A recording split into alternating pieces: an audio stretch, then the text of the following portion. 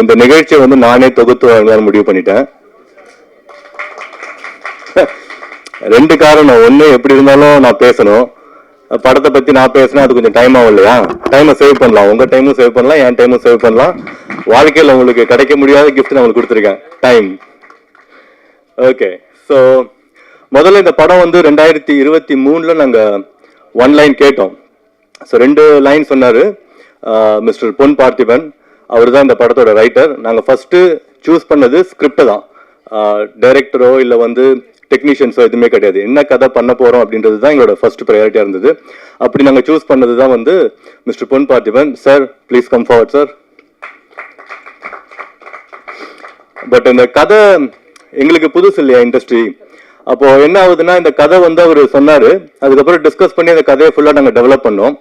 Develop பண்ணும்போது அது ஒரு 6 months ப்ராசஸ். அதுக்கப்புறம் ஷூட்டிங் ஒரு வருஷம் அந்த மாதிரி போயிட்டு இருக்கும் போது எந்த படம் பார்த்தாலும் நம்ம சீன் இருக்கிற மாதிரியே ஒரு ஃபீல் இருக்கும். அது ரொம்ப கஷ்டம். அது மேபி அதனால தான் இந்த இஷ்யூஸ்லாம் வருது போல இருக்கு. நான் பார்க்கும்போது ஐயோ இந்த சீன் படத்தை சீக்கிரம் ரிலீஸ் பண்ணுண்டா, இல்லைன்னா மொத்த படமும் வந்துடும் அப்படிதான் எனக்கு தோணுச்சு. இப்பயுமே பார்த்துட்டு எத்தனை பேர் கம்ப்ளைண்ட் பண்ண போறாங்கன்னு எனக்கு தெரியல. அப்படி பண்ணா நான் கிளியரா அக்ரிமெண்ட் போட்டிருக்கேன் மிஸ்டர் பொன் பார்த்திபன் கூட, அவர் தான் கோர்ட்டுக்கு போகணும். பட் வராது, ஏன்னா நான் ஆல்மோஸ்ட் எல்லா படத்தையுமே பார்த்துட்டேன். நான் ஒரு வாரத்துக்கு 8 படம் பார்ப்பேன். புது படம் பழைய படம் அது அந்த டிஃபரன்ஸ் எனக்கு கிடையாது. சின்ன படம் பெரிய படம் எல்லா படத்தையுமே பார்ப்பேன். அதனால இப்போ வரைக்கும் எந்த சீனும் வரல சார். ஸோ இந்த படம் புதுசா இருக்கும். பழைய பாட்டோ பழைய சீனோ கண்டிப்பா இருக்காது. எல்லாமே வந்து நாங்க புதுசா யோசிச்சு தான் பண்ணிருக்கோம். உங்களுக்கு பார்த்தா ஒரு புது அனுபவமா இருக்கும். ஸோ பொன் பார்த்திபன் சார், நீங்க வந்து 2 வார்த்தை பேசவும். வரவேற்பு கொடுக்குறேன்னு சொல்லிட்டு மாட்டு விடுறாரு, டிஸ்க்ளைமர் எல்லாம் போடுறாரு. என்னென்னா கல்லூரி படங்கள் நிறைய இருக்கும். டான் வந்தது, டிராகன் வந்தது, மீசை முறுக்கு, இப்படி நிறைய வந்தால் அதுக்காக அதெல்லாம் ஒரே இதாகிடாது. நாட் அப்படின்னு சொல்கிறது மாறிக்கிட்டே இருக்கும், கதை மாறிக்கிட்டே இருக்கும். ஸோ நிறையா இதில் வந்து ஒரு கதையை தேர்ந்தெடுக்கும் போதே நம்ம உள்ளுக்குள்ளே என்ன வெளியே வச்சுருக்கோம், வெளியே எதை அவாய்ட் பண்ணுறோங்கிறது ரொம்ப ரொம்ப முக்கியமானது. ஒரு கதையை தேர்ந்தெடுக்கிற சமயத்திலேயே அதோட என்ன சொல்கிறது, அந்த ஆங்கோர் காட்டில் அந்த சின்ன அக்னி குஞ்சுங்கிற மாதிரி தான், அதுதான் பத்தி எரிய போகுது. ஸோ அந்த 1 லைனை சூஸ் பண்ணது. 2 லைன் சொன்னேன். சார் வந்து 2மே நல்லா இருக்கு அப்படின்னு சொல்லிட்டு ஃபஸ்ட்டு ஒன்று சூஸ் பண்ணார். அப்புறமா கொஞ்சம் யோசிச்சுட்டு இல்லை சார் இது பண்ணிடலாம் அப்படின்னு ஒரு சாய்ஸ் எடுத்தார்.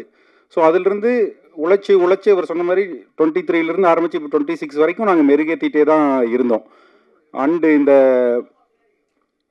கதையை யோசிக்கும் போது எனக்கு ஒரு சின்னதாக ஒரு கதை ஒன்று சொல்லுவாங்க, எங்கள் அப்பா ஒன்று சொல்லுவார், அதை ஞாபகம் வச்சுக்கிட்டேன். பிகினிங்கிலிருந்தே ஒரு செயின் ஆஃப் ஈவெண்ட்டாக இந்த கதை இருக்கணும். ஸோ என்கேஜிங்காக இருக்கும், போர் அடிக்கக்கூடாது, புது ஆர்டிஸ்ட் இருக்கிறாங்க, அதெல்லாம் தாண்டி ஒரு செயின் ஆஃப் ஈவெண்ட் இருந்துக்கிட்டே இருக்கணுங்கிறதுனால ஃபஸ்ட்டு சீன்லேயே இந்த கதை ஆரம்பிச்சிடும். ஒரு எக்ஸாம் ஹாலில் நடக்கிற ஒரு சம்பவம் கடைசி வரைக்கும் அதுதான் ஒரு பெரிய இதுவாக இருக்கும். அது வெள்ளச்சாத்தான் கதைன்னு சொல்லி ஒன்று சொல்லுவாங்க. ஒரு வெள்ளச்சாத்தான் வந்து ஊருக்குள்ளே எந்த ஊருக்குள்ளே வந்தாலும் அந்த ஊரே அழிஞ்சு போயிடும் அப்படின்னு அந்த கிராமத்தில் வந்து பயங்கரமாக வெயிட் பண்ணிட்டு இருப்பாங்க. நம்ம ஊரில் வெள்ளச்சாத்தான் வந்துடும் சொல்லிட்டு சின்ன பசங்கள்லாம் மேலே நின்று பார்த்துட்டு இருப்பாங்க. அந்த வெள்ளச்சாத்தான் வரும், அதை பார்த்தோன்னா பயந்துட்டு அப்படியே எல்லாரும் ஓடி போய் எல்லாரும் ஒளிஞ்சுப்பாங்க. அந்த வெள்ளச்சாத்தான் வரும், நேராக ஒரு டீ கடை இருக்கும். அந்த டீ கடையில் யாருமே இருக்க மாட்டாங்க. அங்கே போய் ஒரு பாட்டிலில் குலோப் ஜாமுன் இது இருக்கும், அந்த ஜீராவை எடுத்து செவுத்துல இழுக்கி விட்டு போயிடும். பார்த்துட்டு மக்களுக்கெல்லாம் ஒரே சிரிப்பாயிரும், பயங்கரமாக அதை ட்ரோல் பண்ண ஆரம்பிச்சிருவாங்க. ஏகப்பட்ட பில்டப் கொடுத்தாங்க, இந்த வெள்ளச்சாத்தானுக்கு ஒன்றுமே நடக்கலான்னு மக்கள் எல்லாம் இயல்பாயிருவாங்க. அப்போ அந்த ஜீரா மேலே போய் மெதுவாக ஒரு எறும்பு ஒன்று ஊறும். அந்த எறும்பு ஏதோ உட்கார்றதை பார்த்துட்டு ஒரு பள்ளி ஒன்று அதை பிடிக்கிறதுக்கு போகும். அந்த பள்ளியை பார்த்துட்டு அந்த கடையில் இருந்த ஒரு பூனை ஒன்று அந்த பள்ளியை பிடிக்கிறதுக்கு போகும். அந்த பூனையை அங்கே வந்து ஒரு மிலிட்ரிக்காரனோட டாக் வந்து அந்த பூனையை பிடிக்கிறதுக்கு போனோன்னு அந்த கடையில் இருந்தவர் இடக்கல் எடுத்து அந்த பூனை மேலே டம்முன்னு அடிச்சிருவார். பூனை மேலே அடிச்சிட்டாங்க அவன் சொல்லிட்டு அவன் நாயை எடுத்து அவன் சுட்டுருவான். ராஸ்கல் கொன்றுவான். அவன் நாயை இது பண்ணுறியா நீ, ஒரு சிவிலியன் சொல்லி இவர் அந்த கடைக்காரனை வந்து சுட்டுருவார். கடைக்காரனை சுட்டோன்னா ஊர் மக்கள்லாம் சேர்ந்து அந்த மிலிட்ரி மேனை அடித்து கொண்டுருவாங்க. பக்கத்தில் இருந்த பெட்டாலியன் வந்து யார் அது மிலிட்ரி மேன் அடிக்கிறாங்கன்னு சொல்லிட்டு மொத்த ஊரையும் வந்து அழிச்சிட்டு போயிடுவாங்க. ஸோ சின்னதாக இப்படி இழுக்கிட்ட ஒரு சம்பவம் தான் ஒரு பெரிய மொத்தமாக ஒரு ஊர் ஒரு கிராம அழியறக்கே காரணமாக இருக்கும். அப்படி ஒரு சின்ன பொறியில் இது ஆரம்பித்த இந்த படம் பிகினிங்லேருந்தே அப்படி ஏறிக்கிட்டே போகணுங்கிறதுல ரொம்ப அதுவும் வினோத் வந்ததுக்கப்புறம் இன்னும் கூட ஏறாத சீன்லாம் டைரக்டர் வந்ததுக்கப்புறம் நாங்கள் டிஸ்கஸ் பண்ணி தேவையில்லாத இது எல்லாத்தையும் தூக்கணும். ஈவன் எடிட்டர் இப்போ மாநில விருது வாங்கியிருக்கிறார், முதல்ல அதுக்கும் வாழ்த்துக்கள். நம்மளுடைய லாரன்ஸ் கிஷோர் அவர் அதுக்கப்புறம் அவங்க வந்து செதுக்குன்னு செதுக்கி ஒரு லெவலுக்கு வந்திருக்கு. ஸோ இப்போவும் பத்திரிகையாளர்களோட இதுதான், நீங்கள் வந்து இப்போ சமீபத்தில் சிறையாகட்டும், தலைவர் தம்பி தலைமையிலாகட்டும், உங்களோட பேனாலிருந்து அல்லது உங்களோட வார்த்தைகள், உங்களோட விமர்சனங்கள் தான் டக்குன்னு அந்த படத்தை பற்றிக்கிறக்கு உதவுச்சு. இங்கேயும் கூடிய விரைவில் இந்த படத்தோட ஷோ இருக்கும், பார்த்து நல்லபடியாக நீங்கள் எங்களுக்கும் ஆதரவு கொடுக்கணும்னு வேண்டிக்கிறேன். நன்றி, வணக்கம். அவரே சொல்லிட்டாரு, 2 நாள் கொடுத்தாங்க பாட்டு, 1 நாள் எடுக்க சொல்லிட்டாங்க. பட் அந்த 1 நாளில் கூட நம்மளுக்கு நிறைய ஒர்க் இருந்தது. வினோத் சாரோட அசிஸ்டன்ஸும் வினோத் சாரும் ரொம்ப ஹார்ட் ஒர்க் பண்ணாங்க. அதுக்கு லெனின் சார் சொல்லணும்னா ரொம்ப ஹார்ட் ஒர்க் பண்ணார். ஏன்னா சின்ன சின்ன விஷயம் கூட பார்த்து பண்ணுவார். நம்ம இதுக்கு முன்னாடி எந்த சாங்லேயும் பண்ணாத விஷயங்கள்லாம் பண்ணணும் அப்படின்னு சொல்லிட்டு. ஸோ இந்த ஃபுல் படம் பார்க்கும்போது அந்த சாங் இன்னும் நிறைய வரும்னு நினைக்கிறேன். அதே மாதிரி பிரவீன் சார், இந்த மாதிரி பண்ணிங்கன்னா நாங்கள் எல்லா பாட்டும் எப்படி பண்ணுறது, சீன்ஸ் எல்லாம் தூக்கி சாங்கில் போட்டுடுறாங்க. பட் 2 நாளும் மாண்டேஜ் தான் சொன்னாங்க. ஏற்கனவே சீன்ஸ்லாம் நிறைய எடுத்ததுனால அந்த மாண்டேஜ் இதெல்லாம் இதில் ஆட் பண்ணிட்டாங்க. அப்புறம் அந்த குத்து சாங் கூட நான் கேட்டுகிட்டே இருந்தேன், ப்ளீஸ் சார் அது பண்ணிடலாம் அப்படின்னு. சார் இந்த படம் முடியாது, அடுத்த படத்தில் பண்ணலாம் அப்படின்னு சொல்லியிருக்காரு. ஏன்னா அந்த விஷுவல், அந்த கட் பண்ணியிருக்க அந்த லிரிக்கல் வீடியோவே சூப்பராக இருக்குது. ஸோ அது விஷுவலாக பண்ணியிருந்தால் இன்னும் நல்லா இருந்திருக்கும்னு நினச்சேன். பட் மூவியில் நிறைய விஷயங்கள் இருக்கிறதுனால அது தேவைப்படலை அப்படின்றதுனால அது ஷூட் பண்ணல. பட் இந்த வாய்ப்பளித்த லெனின் சாருக்கும் வினோத் சாருக்கும் அண்ட் மற்ற எல்லா டீமுக்கும் ரொம்ப நன்றி. ஏன்னா லெனின் சாரோட இது செகண்ட் டைம் நான் ட்ராவல் பண்ணுறேன். அண்ட் மேம் உங்களுக்கும் ரொம்ப தேங்க்ஸ். அவங்க எப்போவுமே என்னோடய ஒர்க்கை ரொம்ப பாராட்டிகிட்டே இருப்பாங்க. ரீசெண்டாக கூட என்னோடய ஒர்க் ஒன்று போட்டிருந்தேன், அதை பாராட்டினாங்க. ரொம்ப தேங்க்ஸ் மேம். மறுபடியும் மேலும் லெனின் சாரோட ஒர்க் பண்ணுவேன் நம்பிக்கை இருக்குது. இன்னும் அடுத்த பாட்டில் இவரை டான்ஸ் ஆட வைக்கணும்னு இருக்கிற ஆசை, நல்ல ஒரு குத்து பாட்டு டான்ஸ் ஆட வைக்கணும்னு ஆசை. சார் மியூசிக் கரெக்டாக இவருக்கு கூட ஏற்ற மாதிரி ஒரு நல்ல மியூசிக் போட்டுருங்க. ஓகே, நெக்ஸ்ட் சாங்கில் பாடிடலாம். Thank you so much. அவர் சொல்லிட்டு தான் கிண்டல் அடிக்கிறாரு. அது மீடியா முன்னாடி அப்படிலாம் இல்லை. லாஸ்ட் ஆடியோ ரிலீஸ்க்கு ஏன் வர முடியலன்னு ரீசன் சொல்லிட்டேன். எங்கள் சொந்தக்காரங்க ஒருத்தர் தவறிட்டாங்க, அதனால் வர முடியல. அதுக்கு நான் இங்கேயே மன்னிப்பு கேட்டுறேன். ரொம்ப மகிழ்ச்சியாக இருக்குது. இந்த படத்துக்குள்ளே நான் வர்றதுக்கு ரொம்ப ரீசன் வந்து கேமராமேன் சதீஷ் மையப்பன் தான். அவன் தான் ஒரு முறை கால் பண்ணி ஒரு ஆல்பம் பண்ணோன்னே நம்ம பண்ணலாமா அப்படின்னு கேட்டாப்புல. யாரா ப்ரொடியூஸ் பண்ணுறா அப்படின்னா, ப்ரொடியூஸ் பண்ணுறவர் தான் நடிக்க போகிறாரு, அவர் வந்து ஒரு ஆல்பம் பண்ணிவிட்டு அதுக்கப்புறம் ஹீரோவாக போகிறாரு அப்படின்னு சொன்னோன்னே, இது மாதிரி நிறைய பேர் சொல்லுவாங்க, ஆனால் பண்ணுவாங்களா அப்படின்னு. இல்லைண்ணா நமக்கு ஆல்பம் ஃபஸ்ட்டு கன்ஃபார்ம் பண்ணிவிட்டோம், அப்புறம் படம் பண்ணுறாங்க பண்ணல அது அப்புறம் பார்த்துக்கலாம் அப்படின்னாப்புல. அப்புறம் அந்த ஆல்பம் பண்ணி அதே மாதிரியே அதை ஆல்பமாக ஷூட் பண்ணி அதையும் ரிலீஸ் பண்ணிவிட்டு அதுலேருந்து நண்பரானவர் தான் மிஸ்டர் லெனின், இந்த படத்தோட கதாநாயகன் அண்ட் ப்ரொடியூசர். அந்த நட்பு வந்து இன்னும் தொடருது. இது வந்து மேடையில் வந்து ஒரு மாதிரி ஜாலியாக சொன்னாலும் அந்த அன்பு வந்து நேரில் பார்க்கும்போது அவரை கட்டி அணைக்கிறதா இருக்கட்டும், அவர் பேசுகிற வார்த்தைகளாக இருக்கட்டும். எனக்கு வந்து 2வது பாட்டு முடித்தவொன்னே ஒரு பேமெண்ட் தேவைப்பட்டுச்சு. அது ரீசன் சொல்லி கேட்குறதுக்கு எனக்கு தயக்கமாக இருந்தது. ஆனால் அது 1 வாரத்துக்கு அப்புறம் அந்த பேமெண்ட் வந்துச்சு. அப்போ நான் சொன்னேன், இந்த பேமெண்ட் வந்து 1 வாரத்துக்கு முன்னாடியே கிடச்சிருந்தா இன்னும் நல்லா இருந்திருக்கும் அப்படின்னா. நீங்கள் கண்டிப்பாக கேட்டுருக்கலாமே அப்படின்னு, அவ்வளோ உரிமையை நீங்கள் எடுத்துக்கலாமே அப்படின்னு சொல்லும்போது ரொம்ப ஹாப்பியாக இருந்தது. அதுக்கப்புறம் என்னோட இசையமைப்பாளர் கைலாஷ் மேனன், அவர் வந்து ஒரு ஸ்டுடியோ ஓனர் அண்ட் இன்ஜினியராக தான் நான் பார்த்துருக்கேன்.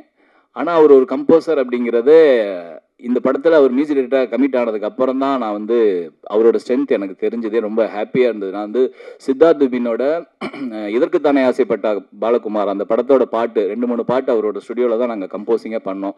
அது இந்த நேரத்தில் நாங்கள் பதிவு பண்ணுறதுல ரொம்ப ஹாப்பியாக இருக்குது. அவர் வந்து ஒரு மியூசிக் டைரக்டராக இன்ட்ரோ ஆகிறது சார், அதில் நானும் இருக்கேங்கிறதுல ரொம்ப பெருமை சார். முதல் முறையாக நாங்கள் பண்ணது ராக்கு ராக்காச்சி, 2வது தான் நாங்கள் மிளிரான்னு ஒரு பாட்டு பண்ணோம். இது 2மே சூப்பராக வந்திருக்கு, எனக்கு ரொம்ப பிடிச்ச ஒரு பாட்டு. 2வது வந்து அந்த பாட்டை வந்து ராக்கு ராக்காச்சி பாடினவங்க வந்து கவிதா கோபி.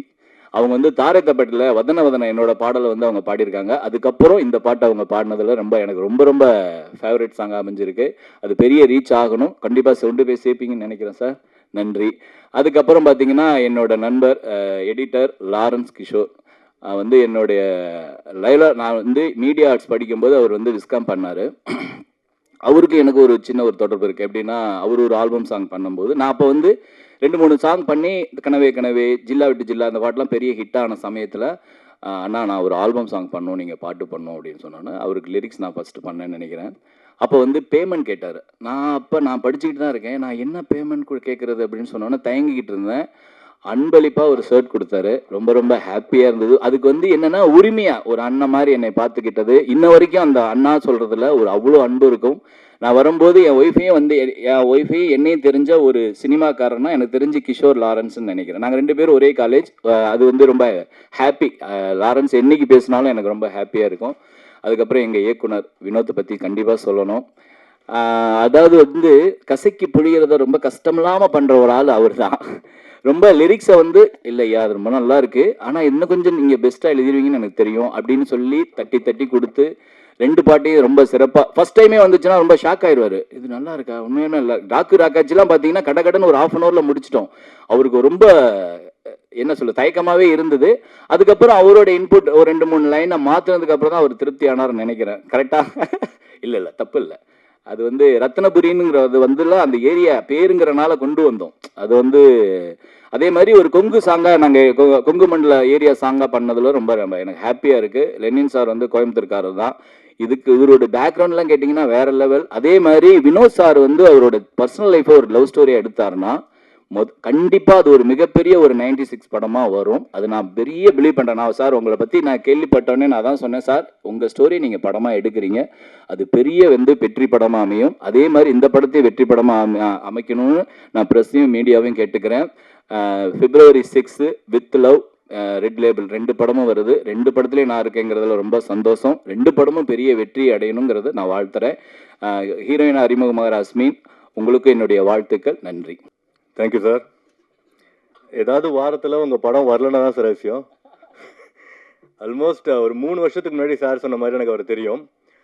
அந்த க்ரோத் வந்து அது உண்மையிலுமே எனக்கு ரொம்ப சந்தோஷமாக இருக்குது அந்த க்ரோத் பார்க்கும்போது. ஏன்னா எந்த படத்தில் எடுத்தாலும் மோகன்ராஜ்ன்ற பேரை ஸ்கிப் பண்ணவே முடியாது, அப்படி இருக்கார்.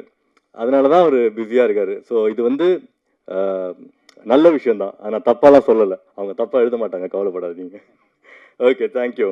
அண்ட் தென் நெக்ஸ்ட் வந்து நம்ம ஆர்ட் டைரக்டர் பிரகதீஸ்வரன். அவர் ஆக்சுவலாக வந்து அவர் படத்தில் ஆர்ட் டைரக்டராக கமிட் பண்ணல, நாங்கள் வேற ஒருத்தர் தான் கமிட் பண்ணோம். அவர் வந்து ஒரு வாரம் ஷூட் முடிச்சுட்டு அவர் வேற படம் இருக்குன்னு போயிட்டார்.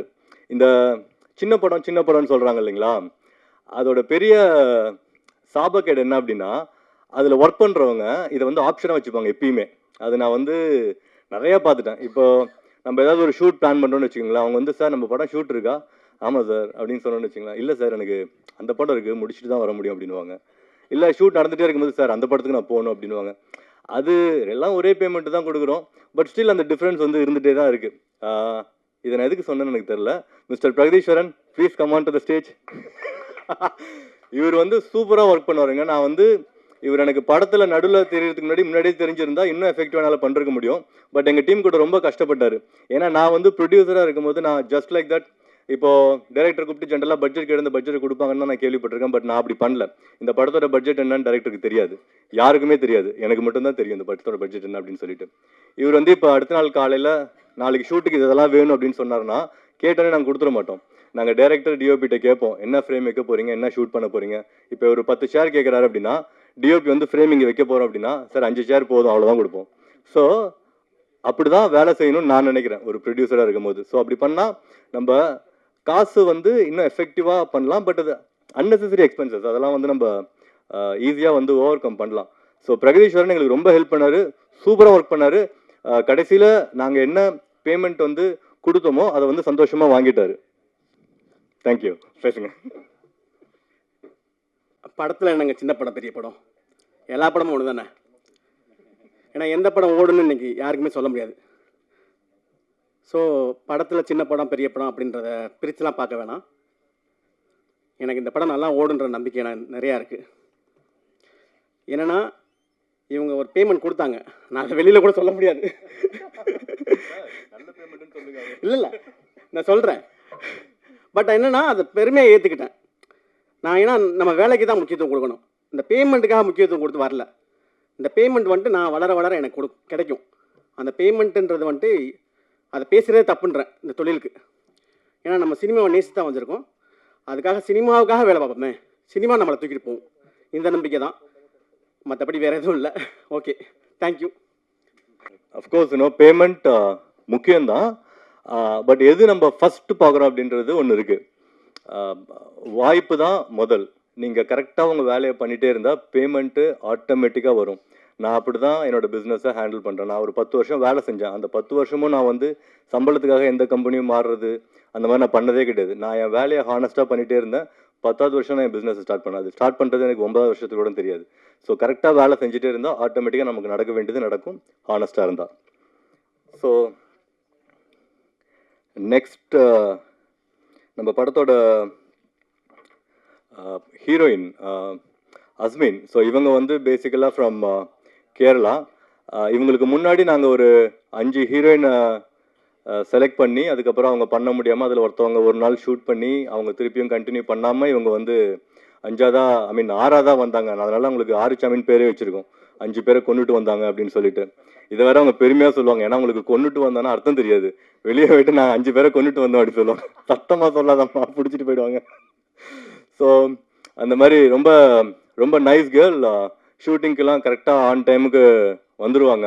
S right, yeah, on time வந்துடுவாங்க. எந்த பிரச்சனையும் கிடையாது. கேரவன் கேட்க மாட்டாங்க, அசிஸ்டன்ட் கேட்க மாட்டாங்க. ப்ரொடக்ஷனில் என்ன ஃபுட்டு கொடுக்குறோமோ அதுதான் சாப்பிடுவாங்க. நல்ல சாப்பாடு தான் கொடுத்தோம் எல்லாத்துக்குமே. ஸோ ப்ளீஸ் கம் அஸ்மின். அனைவருக்கும் வணக்கம். Thank you for having me on board, Lenin sir, and also thank you every media personnel who is present here today. எனக்கு ரெட் லேபிள்னா ஒரு புது உறவு மாதிரி. I'm sorry if my Tamil is broken. நான் இன்னொரு ப்ரொஃபஷனில் இருந்தேன். ஆனால் இதுக்குள்ளே வந்ததுக்கு அப்புறம் தான் எனக்கு என்னோட ஒரு பேஷனே கிடச்சிது. ஸோ என்னை செலக்ட் பண்ணுறதுக்கான காரணம் definitely Lenin sir and Vinod sir. Vinod sir especially கண்டிப்பாக என்ன கரெக்டாக அந்த கேரக்டருக்கு ஏற்ற மாதிரி மோல்ட் பண்ணிட்டேன். அதுக்கு ரொம்ப ரொம்ப பெருமைப்படுறேன். And also Kailash Menon sir. I have been a fan of his work ever since he's inside the industry. அப்புறம் இந்த சாங் பண்ணும்போது கூட அவர் உள்ளே வந்தாருன்னு சொல்ல போது எனக்கு ரொம்ப ஹாப்பியான ஒரு விஷயம். அண்ட் ஆல்சோ நான் நினச்சதை விட ரொம்ப ரொம்ப ஸ்பெஷலான ஒரு படம். எனக்கு ஒரு என்ன சொல்கிறது, ஒரு டெபியூ இந்த மாதிரி ஒரு படத்துக்கு டெபியூ கிடச்சதே ரொம்ப பெரிய விஷயம். என் கூட ஒர்க் பண்ணிருந்த எல்லாருக்குமே ரொம்ப நன்றி. ஆல்சோ மை கோ ஆக்டர்ஸ் எல்லாருமே என்ன ஒரு ஃபேமிலி மாதிரி ட்ரீட் பண்ணுறதுக்கு ரொம்ப நன்றி. எல்லாருக்குமே நன்றி. Thank you so much. தேங்க்யூ அஸ்மின். ஸோ இவங்க தான் வந்து நம்ம படத்தோட டைட்டில் சொன்னது, ரெட் லேபிள் அப்படின்றது. பட் அவங்களுக்கு ரெட் லேபிளில் டீ இருக்கிறது தெரியாது. பட் ஸ்டில் அவங்க தான் அந்த டைட்டில் சொன்னாங்க. ஸோ டைட்டில் பற்றி சொல்லும் போது ஒரு சின்ன விஷயம் நான் உங்ககிட்ட கம்யூனிகேட் பண்ணணும்னு நினைக்கிறேன். இந்த டைட்டில் ரிஜிஸ்ட்ரேஷன் ஒரு ப்ராசஸ் இருக்கு இல்லையா, அது பயங்கர இன்ட்ரெஸ்டிங்கான ப்ராசஸ். நாங்கள் போய் டைட்டில் ரிஜிஸ்டர் பண்ணிட்டோம் சேம்பரில். எங்களுக்கு கேட்ட டைட்டில் கிடச்சிருச்சு. அதுக்கப்புறம் என்னாச்சு, இந்த ரீசெண்டாக வந்து இந்த படம்லாம் முடிஞ்சு அது நெக்ஸ்ட் ஸ்டெப்புக்கு போகும்போது டைட்டில் வந்து நான் சேம்பரில் போயிட்டு இந்த மாதிரி டைட்டில் அந்த என்ஓசி சர்டிஃபிகேட் வாங்கணும் அப்படின்னா, சார் உங்கள் டைட்டில் எக்ஸ்பைரி ஆகிடுச்சு அப்படின்ட்டாங்க. ரெட் லேபிளுக்கு எக்ஸ்பைரியே கிடையாது. ஸோ செக் பண்ணி பார்க்கும்போது அது 1 இயருக்கு ஒன்ஸ் ரினியூ பண்ணணுமா, அது எனக்கு தெரியல, அது என்னோட மிஸ் தான். பட் நான் ஃபீல் பண்ணது என்ன அப்படின்னா, அந்த டைட்டில் ரிஜிஸ்ட்ரேஷனுக்கு ஒரு பெரிய டிபேட் நடக்குது இல்லை இங்கே, எங்கள் டைட்டில் வேற ஒருத்தவங்க ரிஜிஸ்டர் பண்ணிருக்காங்க அப்படின்னு சொல்லிட்டு. இது ரொம்ப சிம்பிளிஃபை பண்ணிக்கலாம். டெக்னாலஜி எங்கேயோ போயிட்டு இருக்கு. ஒரு சின்ன அப்ளிகேஷன் போதும். நீங்கள் ஒரு சேம்பர் இருக்குது, கவுன்சில் இருக்குது, இன்னும் 2 யூனியன் இருக்குது அப்படின்னா ஒரு சின்ன டூலை வச்சு ஃபியூ செகண்ட்ஸில் அதெல்லாமே சால்வ் பண்ணிடலாம். பட் இன்னும் உட்காந்து பேப்பர் பேஜில் எழுதி அதை உட்காந்து மீட்டிங் வச்சு டிஸ்கஸ் பண்ணி அது பண்ணுற அளவுக்குலாம் ஒன்றுமே கிடையாது. அது நிறைய பேரோட டைம் சேவ் பண்ணும். ஸோ யூனியன்ஸ் எல்லாமே இதை கொஞ்சம் கன்சிடர் பண்ணிங்கன்னா நல்லாயிருக்கும். ஸோ டைட்டில் ரிஜிஸ்ட்ரேஷனை சிம்பிளிஃபை பண்ணுங்கள். அப்படி இல்லையா நான் பண்ணித்தரேன் at free of cost. Okay. So thank you very much for giving the title miss Ashwin. So next black label இருந்தால் சொல்லுங்கள். Let's look into it. Okay, fine.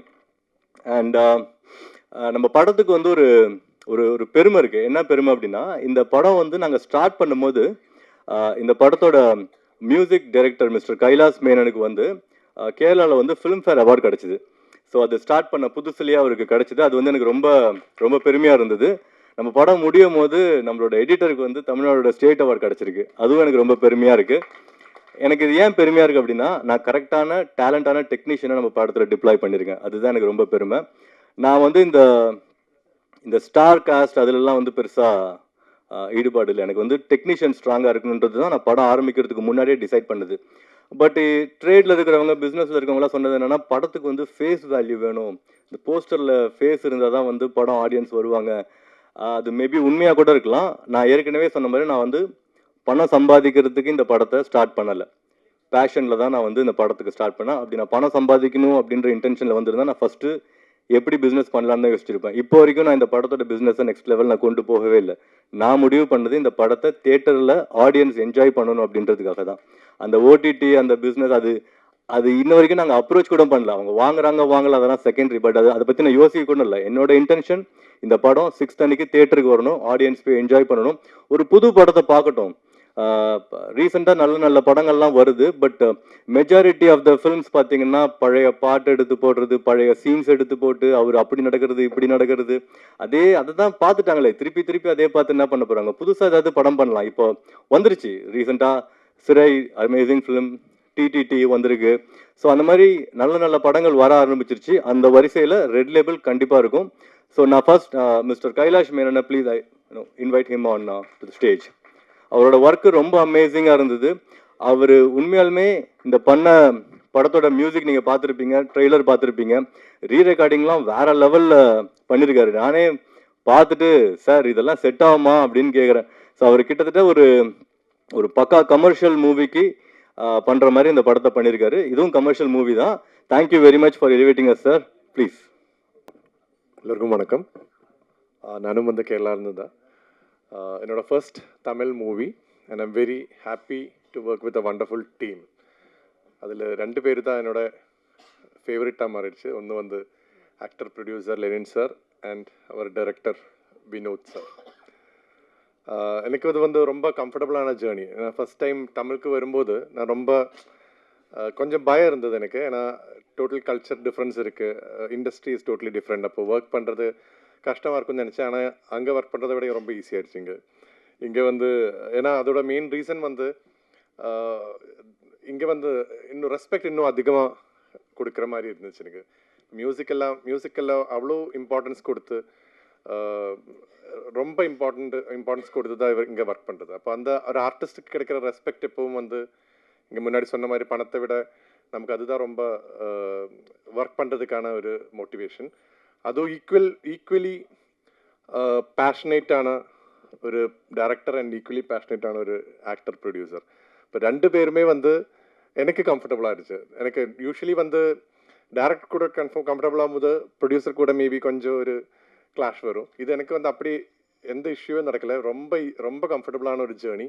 And 2-3 இயர்ஸாக இந்த ஜேர்னி போயிட்டுருக்கு. எனக்கு இப்போ கொஞ்சம் சேடாக இருக்குது இந்த ஜேர்னி. இப்போ இந்த படத்தோட முடிய போகிறேன். மேபி நெக்ஸ்ட் படத்துலேருந்து ஆரம்பிக்கலாம்.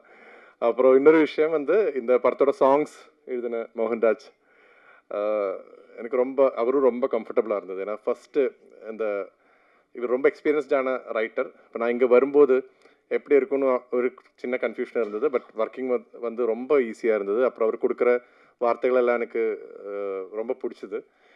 அண்ட் டைரக்டர் சாரோட contribution also help a lot. And singers Kavitha Gopi, then Velmurugan and Chinmayi, இவர் 3 பேரும் வந்து ரொம்ப அழகாக அந்த சாங் அவுட்புட் எனக்கு கொடுத்தது. ரொம்ப ஹாப்பியாக இருந்தது. அப்புறம் ஹீரோயின் யாஸ்மின் எனக்கு முன்னாடியே தெரியும். இப்போ இந்த படத்தில் ஹீரோயின் யாருன்னு கேட்டால் உங்கள் ஃப்ரெண்டு தான். அப்போ என்னோட ஃப்ரெண்டா?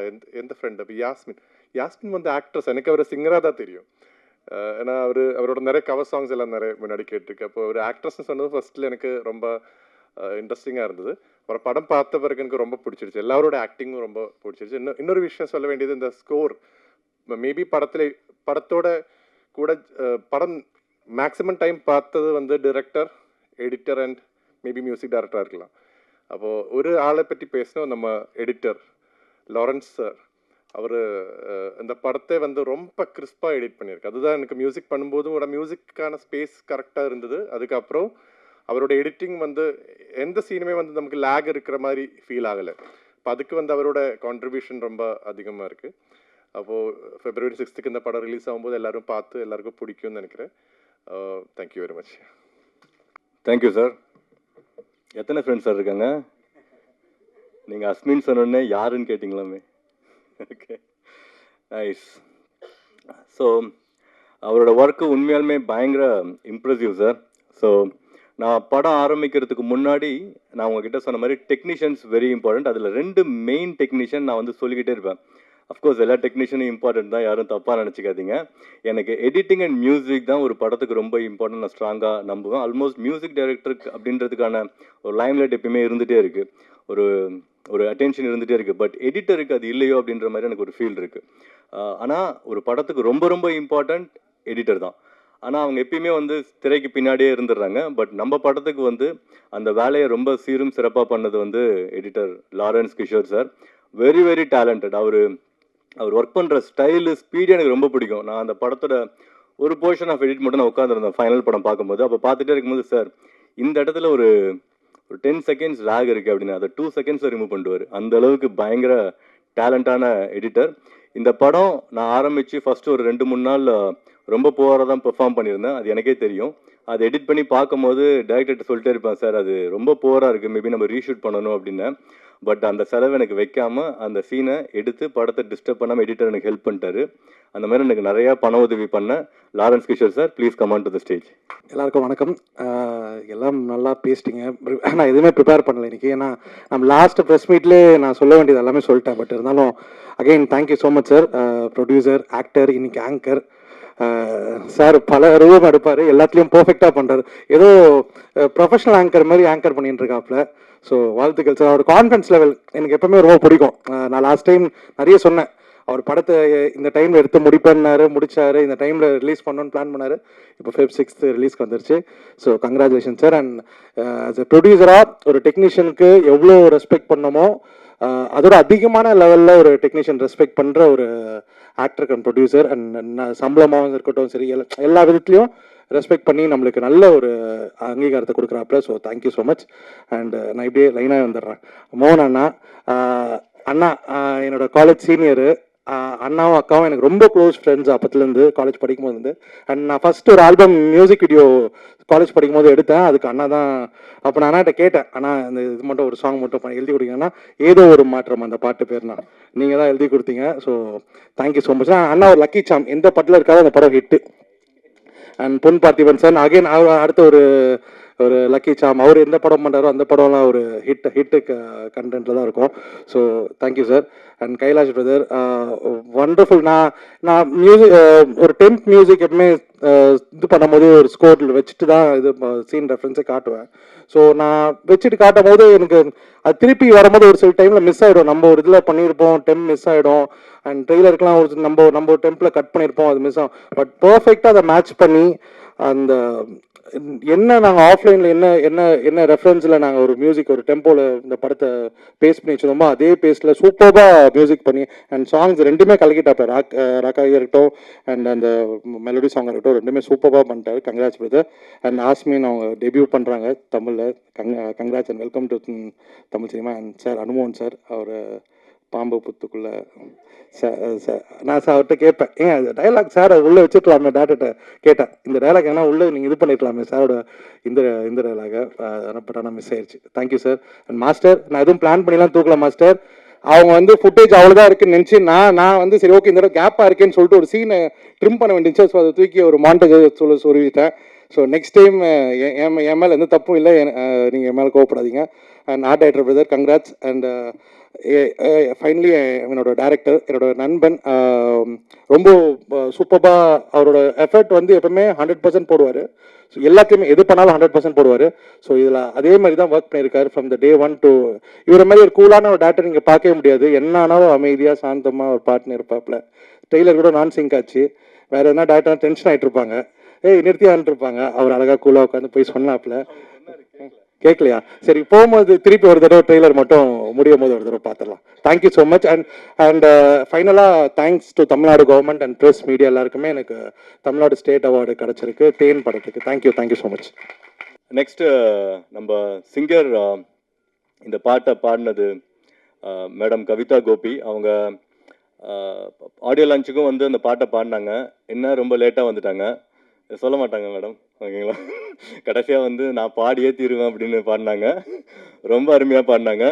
ஸோ இந்த பாட்டோட வைப் ஆக்சுவலாக இந்த பாட்டு வந்து படத்தில் ஆரம்பத்தில் வைக்கும் போது இருந்தது அந்த சுச்சுவேஷனில். பட் அகைன் அந்த படம்லாம் முடிச்சுட்டு பார்க்கும்போது அது வந்து எங்கேயுமே பிளேஸ் ஆகலை. சரி நம்ம இவ்வளோ செலவு பண்ணி அந்த பாட்டை வந்து இது பண்ணிட்டோமே அப்படின்றதுக்காக வச்சா அது வந்து தப்பு இல்லைங்களா. கதைக்கு வேணும் அப்படின்னா நம்ம வைக்கலாம், வேணாம் அப்படின்னா அதை ரிமூவ் பண்ணிடணும். ஸோ அப்படி தான் ரிமூவ் பண்ணோம். பட் ஸ்டில் அந்த பாட்டு வந்து படத்தில் இருக்குது, எண்டில் இருக்குது. படம் முடிச்சதுக்கப்புறம் இந்த பாட்டை மிஸ் பண்ணக்கூடாது அப்படின்றதுக்காக அந்த பாட்டை வந்து நாங்கள் ப்ளேஸ் பண்ணிருக்கோம். ஸோ தட் வெளியே போகும்போது அவங்களுக்கு ஒரு வைபோட போகலாம். Madam please come on to the stage. நீங்கள் 2 வார்த்தை பாடினீங்கன்னா நல்லாயிருக்கும். Good evening. இந்த பாட்டு வந்து ஃபர்ஸ்ட் எனக்கு காண்டாக்ட் பண்ணது மோகன் சார். அண்ட் ஆடியோ லான்ச் போது அவர் வரல, பட் அவர் மூலியமாக தான் இந்த பாட்டுக்குள்ளே நான் வந்தேன். அண்ட் ஃபர்ஸ்ட் டைம் ஆஃப்டர் தாரத்தப்பட்ட இந்த பாட்டுக்காக இந்த படத்துக்குள்ளே வந்தது. ப்ளஸ் நம்ம கைலாஷ் சாரோட ஸ்டூடியோவில் நிறைய பாடல்கள் நான் ரெக்கார்ட் பண்ணியிருக்கோம். ஆனாலும் இந்த பாடல் பாடும்போது அது ஒரு வைப் வந்து ரொம்பவே நல்லா இருந்தது. ஏன்னா அவ்வளோ ஸ்பீடான ஒரு சாங் அண்ட் அதுக்கேற்ற மாதிரி ரொம்ப காம்பேக்டாக அந்த லிரிக்ஸும் அதில் அமைஞ்சிருந்தது. அண்ட் இந்த சாங் நான் பாடினது I was very happy. And also அவர் சொன்ன மாதிரி சாங் இல்லைன்னா ரொம்ப ஃபீலாக இருந்தது. ஆனால் இப்போ இருக்குது, இப்போ கன்ஃபார்ம் பண்ணனா I'm also back to happy. And sir ஆடி பார்த்துருப்போனும் அப்படின்னு நினச்சோம், ஆனால் அது நடக்கலை. இன்றைக்கி ஆடுங்க, இப்போ நான் பாடுறேன், நீங்கள் ஆடினாலும் சந்தோஷம் தான். பட் இருந்தாலும் மேபி நெக்ஸ்ட் மூவி உங்களை ஃபுல் பர்ஃபார்மன்ஸில் பார்க்கலாம். Okay, thank you.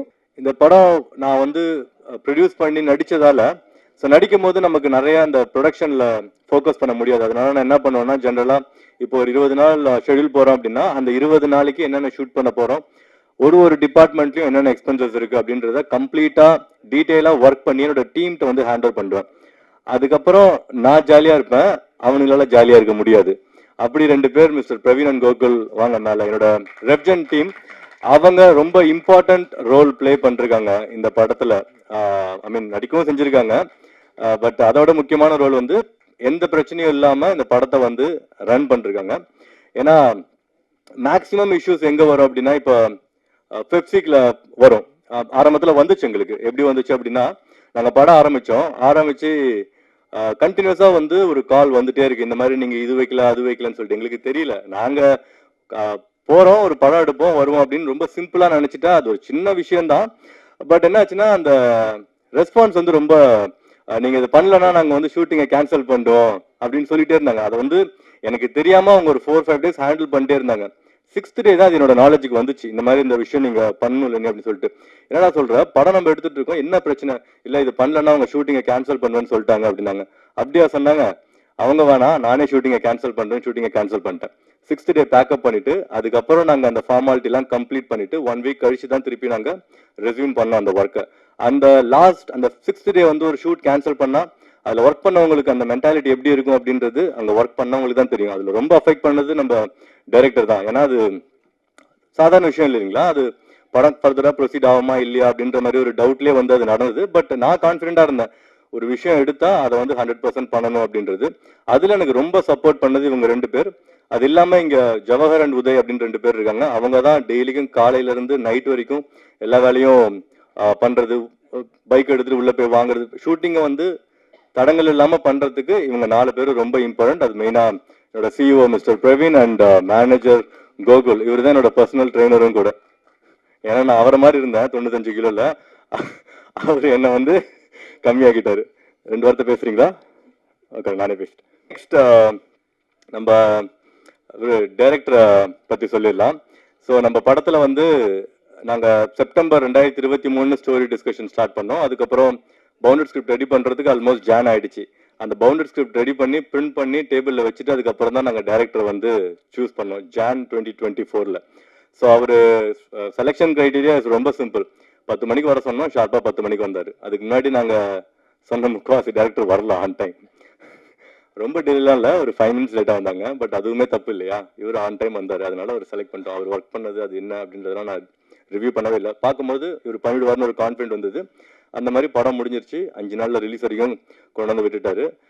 நிறையா ஸ்ட்ரகிள்ஸ் இருந்தது ஷூட் டைமில். எனக்கும் அவருக்கும் கான்ஃப்ளிக்ட், டீமுக்கும் அவங்களுக்கும் ஜென்ரலாக நடக்கிறது தான். பட் அது எல்லாமே வந்து அதை பொறுத்துக்கிட்டு அந்த படம் அவுட் நல்லா வரணும் அப்படின்னு ஒரு டீமா இவங்களும் சரி அவங்களும் சரி அதை ஒர்க் பண்ணி அதை ஒரு ப்ராடக்டாக கொண்டு வந்து இப்போ உங்களுக்கு ப்ரெசென்ட் பண்ணுறதுக்கு நாங்கள் ரெடியாக இருக்கோம். Sir please come sir. நன்றி ப்ரெஸ் அண்ட் மீடியா, உங்கள் எல்லாருக்கும் நன்றி. நான் நிறைய பேச விரும்பல, என்னென்னா எல்லாரை பற்றியும் நான் நிறைய பேசிட்டேன், நிறைய நன்றி சொல்லிட்டேன். February 6 red label movie release ஆகுது. உங்கள் எல்லாரோட சப்போர்ட் வேணும். அப்கமிங் டீம், அப்கமிங் ஆர்டிஸ்ட், அப்படி உங்களுக்கு தெரியாது இந்த படம் பார்க்கும்பொழுது ஒரு நீட்டான ப்ரெசன்டேஷனாக இருக்கும். உங்கள் எல்லாருக்கும் படம் பிடிக்கும் நான் நம்புகிறேன்.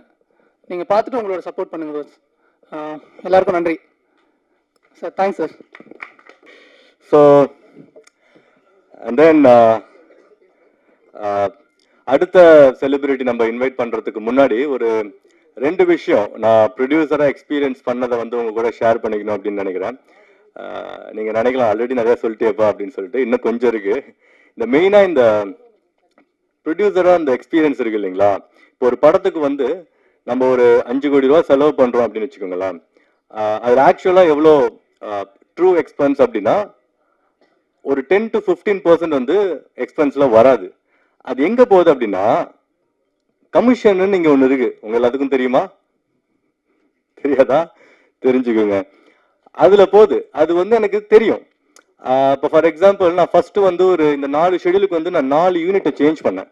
அந்த 4 யூனிட்ல ஃபர்ஸ்ட் யூனிட்டுக்கு நான் வந்து 1 லட்சம் பே பண்றேன் அப்படின்னா 2வது யூனிட்டுக்கு திருப்பி நான் எடுக்கும் போது சேம் கேமரா, சேம் லைட், எல்லாமே சேம் எக்யூப்மெண்ட் 90,000 பே பண்றேன். அதுக்கு அடுத்தது 80,000 பே பண்றேன். அதுக்கப்புறம் 70,000 பே பண்றேன். சேம் எக்யூப்மெண்ட் தான் எல்லாமே. ஆனா பிரைஸ் ஏன் ஒரு டிஃபரன்ஸ் அப்படின்னா மிடில் மேன் கமிஷன்ஸ் வந்து நிறைய போகுது. அது வந்து கொஞ்சம் இந்த யூனியன்ஸ்லாம் சேர்ந்து கண்ட்ரோல் பண்ணாங்கன்னா ப்ரொடியூசருக்கு இன்னும் கொஞ்சம் பெனிஃபிட்டா இருக்கும். ஏன்னா எல்லாரும் சேலரி வாங்குறாங்க இல்லையா. சேலரி வாங்கினதுக்கு அப்புறம் எதுக்கு அந்த கமிஷன்? ஸோ சங்கர் சாருக்கு ஒரு ரெக்வஸ்ட், கவர்மெண்ட்ல வாங்குற லஞ்சம் மட்டும் இல்லை சார், இதையும் சேர்த்து ஏதாவது படத்துல காமிங்க, எஃபெக்டிவா இருக்கும். ஓகே, ஸோ அந்த மாதிரி எல்லாத்துலயுமே இருக்கு சார். ஆக்சுவலா உங்க அதுக்கும் தெரியும்னு நினைக்கிறேன். இதை நான் வாய்ஸ் அவுட் பண்ணணும்னு நீங்க நினைக்கிறேன். அதனால யூனியன்ஸ் நான் ஆல்ரெடி இவர் நம்ம பெப்சி யூனியன் தலைவர் அவர்கிட்ட ஒரு தடவை பேசினேன். இதை பத்தி இல்லை, ஜென்ரலா பேசினேன். ரொம்ப நல்ல மனுஷன் அவரு. ஸோ அவரோட பார்வைக்கு இந்த வீடியோ போச்சு அப்படின்னா அவர் இது கொஞ்சம் இன்வால்வ் பண்ணி ப்ரொடியூசர்ஸ், புது ப்ரொடியூசர்ஸ் நிறைய பேர் வராங்க இல்லையா. எல்லாருமே சொல்லுவாங்க ப்ரொடியூசர்ஸ், புது ப்ரொடியூசர்லாம் வந்து அவங்களை நம்ம என்கரேஜ் பண்ணணும் அப்படின்னு சொல்லிட்டு. அந்த கல்ச்சர் இங்க இருக்கான்னு கேட்டா எஸ் இருக்கு, பட் நாட் டு எக்ஸ்டென்ட். ஒரு சர்டன் லிமிடேஷன்ஸ் இருக்கு. இந்த மாதிரி விஷயங்கள்லாம் கொஞ்சம் கண்ட்ரோல் ஆச்சுன்னு வச்சுக்கோங்களேன், படத்துக்கு வந்து இன்னும் எஃபெக்டிவா செலவு பண்ணலாம். இப்போ நான் உங்களுக்கு வந்து ஒரு அமௌண்ட் பே பண்றேன், இப்போ நீங்க வேலை செய்றீங்கன்னா உங்களுக்கு ஒரு காசு தரேன் அப்படின்னா, உங்களுக்கு நான் 100 ரூபா தரேன் அப்படின்னா அந்த 100 ரூபா உங்களுக்கு தான் வரணும், வேற யாருக்கும் அதுல பாதி போகக்கூடாது. ஏன்னா அவங்க வேலை செய்யறதுக்கும் அவங்க காசு தரேன். ஓகே, ஸோ இந்த மாதிரி விஷயங்கள்லாம் கொஞ்சம் கண்ட்ரோல் பண்ணுங்க சார். இன்னும் எஃபெக்டிவா படம் பண்ணலாம். நெக்ஸ்ட் படம் பண்ணும்போது எனக்கு கொஞ்சம் ஹெல்ப்ஃபுல்லா இருக்கும். நான் விட மாட்டேன். நான் கண்டிப்பா நெக்ஸ்ட் படத்துல இன்னும் இறங்கி, ஏன்னா இதுவே எனக்கு எப்படி தெரிஞ்சது, ஃபர்ஸ்ட் யூனிட் பார்க்கும்போது டே எதுக்குடா கமிஷன் பே பண்றீங்கன்னு சொல்லி நான் ஸ்டாப் பண்ணேன். பட் அது கடைசி வரைக்கும் அது வந்துட்டே தான் இருக்கு. என்னன்னா அமௌண்ட் கம்மியாகுது, பட் அது போயிட்டே தான் இருக்கு. மேபி அவங்க ஒர்க்கை கண்டினியூ பண்றதுக்காக அது பண்றாங்களா என்னன்னு தெரியல. இது ரொம்ப நார்மலைஸா இருக்கு. இப்ப லஞ்ச் எப்படி நார்மலா இருக்கு, அந்த மாதிரி இதுவும் வந்து நார்மலா இருக்கு. இது நார்மல் விஷயம் கிடையாது. This is an abnormal thing. ஏன்னா இதுல இருக்கிற ஒரு ரூபாயும் நான் ரொம்ப கஷ்டப்பட்டு சம்பாரிச்ச காசு 10-15 வருஷமா. அது அவ்வளவு ஈஸியாலாம் நான் வந்து விட்டுற மாட்டேன். ஈஸியா எடுத்துட்டு போங்க அப்படின்னு சொல்லிட்டு. ஸோ நெக்ஸ்ட் படத்துல நான் இன்னும் ஸ்ட்ரிக்டா இருப்பேன். ட்ரூ கார்பரேட் காட்டுறேன். ஓகே, ஸோ ரொம்ப சீரியஸா போயிடுச்சுல, நம்ம அப்போ ஃபன்னா மாத்தலாம். ஃபன்னுனாலே ஒருத்தர் இருக்காரு சார், உங்களதான் பாம்பு பொத்துக்குள்ள கையை விட்டது. ஆனா அதெல்லாம் 5ஆம் தேதி வரைக்கும் தான். அதுக்கப்புறம் அவரை யாருமே அப்படி கூப்பிட மாட்டாங்க. அது ஏன் அப்படின்னு அவரே சொல்லுவாரு. எங்க படத்துல ரொம்ப இம்பார்ட்டன்ட் ரோல் பண்றாரு. சாரி, நம்ம படத்துல ரொம்ப இம்பார்ட்டன்ட் ரோல் பண்றாரு. அதை விட ரொம்ப முக்கியமான விஷயம் என்ன அப்படின்னா, எங்க கூட ப்ரொமோஷனுக்கு நாங்க கூப்பிடும் போதெல்லாம் வந்தாரு. ஒரு நாளைக்கு 10-15 இன்டர்வியூ. அந்த வயசு இல்லை சார், சாரி தள்ளாத வயசுன்னு சொல்லல, நானு வயசு இல்லை, இந்த வயசுலயும் காலையில இருந்து சாயங்காலம் வரைக்கும் எங்க கூட இருந்து அந்த மாதிரி ஒரு கோஆபரேஷன் வந்து நான் சத்தியமா எதிர்பார்க்கல சார் உங்ககிட்ட இருந்து. I am very happy. உங்களை நம்ம படத்துல பண்ணதுக்கும். நீங்க அவரோட முக்கியமான சீன் வந்து சார் இவர் தான் எடுத்தது சார் ஃபர்ஸ்ட் அந்த சீனை. நான் அப்புறம் ஃபைட் பண்ணி வைக்க சொன்னேன். நீங்க வரும்போது கேளுங்க அந்த சீனை. ரொம்ப இம்பார்ட்டன்ட் சீன் அது. அதை பத்தி அவரே சொல்லுவாரு. சார் மிஸ்டர் அன்மோகன் சார் ப்ளீஸ். மீடியா நண்பர்கள் அனைவருக்கும் வணக்கமுங்க. அதாவது சினிமாவுடைய வெற்றிக்கு ஒரு படம் வெற்றி அடையணும் அப்படின்னா அதுக்கு முன்னோட்டம் விடுறது அப்படின்றது வந்து நீங்கள் தான். ஏன்னா உங்கள் கையில் தான் இருக்குது. உங்கள் விமர்சனங்களை பொறுத்து தான் தியேட்டரில் க்ரௌடு கூடிகிட்டே போகும். நிச்சயமாக இந்த படம் பார்த்ததுக்கு பிறகு ப்ரிவியூ எப்போ போடுறீங்க உங்களுக்கு? 5ஆம் தேதி பார்த்துட்டு நிச்சயமாக உங்களுக்கு பிடிக்கும். விமர்சனங்களும் நல்லா எழுதுவீங்க, நம்பிக்கை இருக்குது. இந்த படத்தை பொறுத்த வரைக்கும் டோட்டல் யூனிட்டுக்கு நான் நன்றி கடன் பட்டவன். காரணம் வந்து சினிமா என்பது எப்போ முதல் ஆரம்பித்தாங்களோ அந்த சினிமாவை எப்படி வந்து எடுக்கணுங்கிற ஒரு வரைமுறை இருக்கு. அந்த வரைமுறையை ஃபாலோ பண்ணவர் தான் இந்த ப்ரொடியூசர். அதான் அந்த காலத்தில் சினிமா ஆரம்பிக்கிறது முதல்ல வந்து கதையை தான் செலக்ட் பண்ணுவாங்க. ஒரு தயாரிப்பாளர் கதையை கேட்பார், பணம் போடுற முதல் கதையை கேட்பார். இந்த கதை அவருக்கு பிடிச்சதுன்னா இந்த கதைக்கு யார் வந்து திரைக்கதை வசனம் எழுதுனாலும் அடுத்த ஆளை பிடிப்பாங்க. கதை ரெடி ஆகுது, திரைக்கதை வசனம் எழுதும் யார் ரெடி ஆகுது. இப்போ இந்த 2 பேரும் ப்ரொடியூசர் சேர்ந்து உட்காந்து இந்த கதையை திரைக்கதை எழுதும் 3 பேருமே சேர்ந்து இந்த கதையை யார் டைரக்ட் பண்ணால் நல்லாயிருக்கும். ஏன்னா லவ் ஸ்டோரியாக இருக்கலாம், ஃபேமிலி சப்ஜெக்டாக இருக்கலாம், ஆக்ஷன் மூவியாக இருக்கலாம், எது வேணாலும் இருக்கலாம். ஆனால் இதை யார் இயக்கினால் நல்லாயிருக்கும். அப்போ டைரக்டர் செலக்ட் பண்ணுறாங்க. ஆக கதை, திரைக்கதை வசனம், அதன் பிறகு இயக்குனர், இந்த 3 பேரும் சேர்ந்து ப்ரொடியூசரோட உட்காந்துட்டு தான் இந்த கதைக்கு யார் ஹீரோ, அப்புறம் இந்த கதைக்கு ஹீரோயின் யார், அப்புறம் சப்போர்ட்டிங் கேரக்டர் யார், இந்த குரூப் உட்காந்து டிசைட் பண்ணி தான் ஒரு படம் எடுப்பாங்க. இதுதான் ஃபார்முலாவாக இருந்தது. ஆனால் இன்னைக்கு சினிமா ஒரே ஒரு ஹீரோ சொன்னால் போதும், அவர் சொல்கிறது தான் கதை, அவர் சொல்கிறது தான் ஷார்ட்டு, அப்படி ஆயிடுச்சு. உங்களுக்கெல்லாம் தெரியும். உண்மையிலேயே நாங்கள்லாம் டைரக்ட் பண்ணும்போது எந்த ஹீரோவும் எந்த ஹீரோயின் வந்து இன்டர்ஃபியர் ஆகவே மாட்டாங்க. நாங்கள் சொல்வதை மட்டும்தான் செய்வாங்க. அதனால அந்த காலத்தில் படம் ஹிட்டு. இன்னைக்கு எல்லாத்துலேயும் மூக்கம் நுழைக்கிறது செல்ஃபிஷ். என் சீன் நல்லா இருக்கும், நான் நல்லா இருக்கணும், இருக்கக்கூடாது. ஒரு திரைப்படம் என்பது எல்லாரையும் நம்பி, அந்த யூனிட்டியை நம்பி எடுக்கிறது தான் திரைப்படம். ஸோ செல்ஃபிஷை விட்டுறணும். எந்த ஹீரோவாக இருந்தாலும் சரி, எந்த ஹீரோ தப்பாக நினச்சா எனக்கு இப்போ நான் கவலையப்பட மாட்டேன். எதற்கு சார், ஒரு படத்துடைய வெற்றி என்பது கதை தான். அதை எல்லாரும் நினச்சி பார்த்துக்கணும் முதல்ல. இப்போ வருங்காலத்தில் வர்ற எந்த இயக்குனராக இருந்தாலும் சரி, எந்த நடிகராக இருந்தாலும் சரி, ஃபஸ்ட்டு கதை ஓகே ஆகணும். அந்த அளவில் கதையை முதல்ல சூப்பராக செலக்ட் பண்ணார் ப்ரொடியூசர். அப்புறம் அவர் நடிக்க வந்த கதையெல்லாம் வேற, அது சொன்னால் அடுத்த படமும் எடுக்க ஆரம்பிச்சிருவார். 2வது சுயநலமாக எனக்கு ஒரு சந்தோஷம். இங்கே இந்த வரியை நான் நோட் பண்ணல, இப்போ இங்கே பாடும் பொழுது தான் நோட் பண்ணேன். ரத்தனபுரின்னு ஒரு ஏரியா கோயம்புத்தூரில், அந்த பாட்டில் வரும். இந்த ரத்தனபுரியில் நிறைய சினிமாக்காரங்க சுற்றி தெரிஞ்சிருக்கோம். கோயம்புத்தூர் ரத்தனபுரியில் அந்த ஏரியா தான் எங்கள் வீடு ஃபஸ்ட்டு. அதே ரத்தனபுரி ஏரியாவில் சுற்றி தெரிஞ்சவங்க சத்யராஜ் அவர்கள், சுந்தர் சி அவர்கள், ரகுவரன் அவர்கள், கோவை சரளா அவர்கள், ரஞ்சித் அவர்கள், இந்த மாதிரி அங்கே ஒரு குரூப்பே, ப்ரொடியூசர் கேஆர்ஜி அவர்கள், ப்ரொடியூசர் கே கோபிநாத் அவர்கள், இந்த மாதிரி ஒரு குரூப்பே அந்த ஏரியாவில் நிறைய அங்கேயே சுற்றி தெரிஞ்சவங்க தான். இது உண்மை.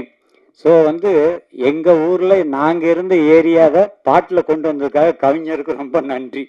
அட கைதட்டுங்க, என்னங்க அது, இது கைதட்டெல்லாம் இப்போ கேட்டு வாங்க வேண்டியதாக இருக்குது.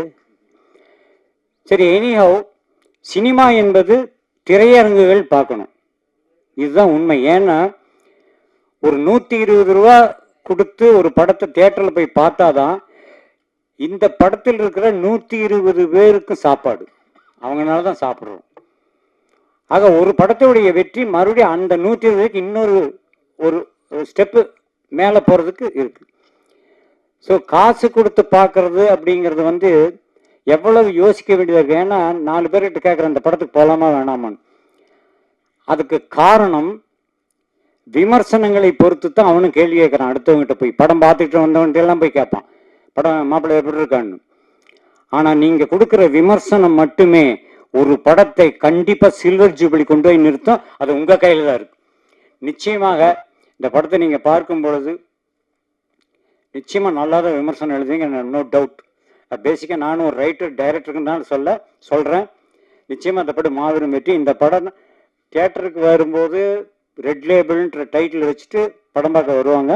படம் பார்த்து வெளியே வரும்பொழுது நிச்சயமாக ரசிகர்கள் இதுக்கு கொடுக்கப்படும் முத்திரை green green green green label. இதில் மாற்று கருத்து கிடையாது. இப்போ அவர் சொன்னார், என் படத்தில் வந்து ஒரு கேரக்டர், அதாவது எனக்கு முன்னாடி எனக்கு 2 பேர் இருந்தது. தமிழ்நாட்டுக்குள்ளே எங்கே போனாலும் சரி என்னை பார்த்தா அனுமோகன் யாருமே கூப்பிட மாட்டாங்க. யார் பார்த்தாலும் அப்புறங்க பாவம் பொத்து எப்படி இருக்கீங்கன்னு தான். 2வது டைலாக்கு, எனக்கு நீங்கள் தானே இந்த புறாவுக்கே பெல் அடிச்சதுமாங்க. ஆனால் இந்த படம் வந்ததுன்னா அதை 2ஐயும் விட்டுட்டு வேற மாதிரி கூப்பிடுவாங்க. என்னன்னு கேட்குறீங்களா? சிரிக்கக்கூடாது, ஆனால் சொன்னால் சிரிப்பீங்க. குஞ்சு, டே குஞ்சு. ஆர்வி உதயகுமாருடைய பிஏ வச்சு அவர் எம்எல்ஏ கேரக்டர் பண்ணிக்காது. அவருடைய பிஏ நான் தான். குஞ்சப்பன் அப்படிங்கிற பேரை அப்பனை கட் பண்ணிட்டு அடிக்கடி என்னை கூப்பிடுற பேர் அதுதான்.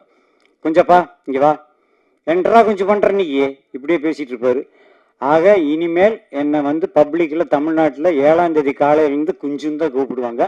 உண்மையிலே சொல்கிறேன், என் நெஞ்சு நிறைந்த வாழ்த்துக்கள். ஏன்னா ஒரு படத்தில் நடிக்கும் பொழுது ஒரு கேரக்டருடைய பெயரை உச்சரிக்கிற அளவுக்கு ஒரு வாய்ப்பை 3வது தரமாக கொடுத்துருக்காங்க இந்த யூனிட். அவர்களுக்கு என்னுடைய நன்றி. இந்த திரைப்படம் 2026 இந்த திரைப்படம் வெளிவந்ததுக்கு பிறகு நிச்சயமாக இந்த படத்தில் ஏதாவது ஒரு தேசிய விருது வாங்கியே தீரும். வாழ்த்துக்கள் வாழ்த்துக்கள் வாழ்த்துக்கள். கதை எழுதும் போது வந்து கவுண்டமணி சார் தான் வந்து அந்த ரோலை மைண்டில் வச்சு அவர் எழுதினார். எனக்கு ரொம்ப பிடிக்கும் அவரை. யாருக்கு தான் பிடிக்காது, எல்லாத்துக்குமே பிடிக்கும். ஸோ அவரை வச்சு எழுதணும். பட் அவரை போய் அப்ரோச்லாம் பண்ண முடியாது இல்லையா? ஸ்ட்ரைட்டாகவே என்கிட்ட சொன்னாங்க, அவர் வீட்டுக்குள்ளே சேர்க்க மாட்டாருப்பா அப்படின்னு. சரி எதுக்கு, பட் எழுதுறது அவரை வச்சு தான் எழுதணும். அதுக்கப்புறம் நிறைய பேர் அப்ரோச் பண்ணுவோம். ஸ்ட்ரைட்டாகவே முனிஷ்காந்த் சார் வந்து அதை பண்ணல. இதில் வந்து ஒரு ஃபன்னியான ஈவெண்ட் என்ன அப்படின்னா, மேபி இது உங்களுக்குலாம் பழகிருக்கலாம், எனக்கு ரொம்ப புதுசாக இருந்தது அந்த அனுபவம். ஒரு ஃபேமஸ் ஆர்டிஸ்ட், இப்போ வந்து ரொம்ப பீக்கில் இருக்காரு, கேரக்டர் ஆர்டிஸ்ட் அவரை நாங்கள் அப்ரோச் பண்ணோம் அந்த ரோல் பண்ணுறதுக்கு. அவர் சேலரி ரொம்ப பெரிய சேலரி கேட்டார். சேலரி யார் வேணால் கேட்கலாம், அது வந்து அவங்களோட உரிமை. அவங்க 50 லட்சம் கேட்கலாம், 5 கோடி கேட்கலாம், 5 லட்சம் கேட்கலாம், அது அவங்களோட இஷ்டம். பட் அதோட சேர்த்து இந்த ட்ராவல் பண்ணுவாங்க இல்லையா, அதுக்கு வந்து 1 கிலோமீட்டருக்கு 20 ரூபா அப்படின்னு சொன்னார். எனக்கு அதை கேட்டு பயங்கர சர்ப்ரைஸாக இருந்தது.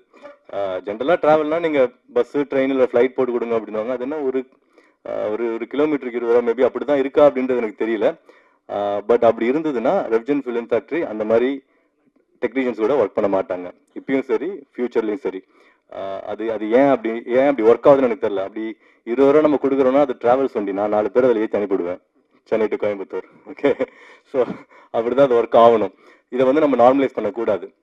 சேலரி அஃப்கோர்ஸ் அது அவங்களோட இஷ்டம் தான் நம்ம ஒர்க் பண்ண போகிறோம். அதேமாதிரி இந்த அசிஸ்டன்ஸ்னு ஒரு கல்ச்சர் இருக்கு இல்லையா, அதுவும் வந்து எனக்கு பெருசாக உடன்பாடு கிடையாது. இப்போ உங்களுக்கு தெரியும் என் படத்தில் ஏன் நிறைய நோன் ஃபேஸ் இல்லை அப்படின்னு.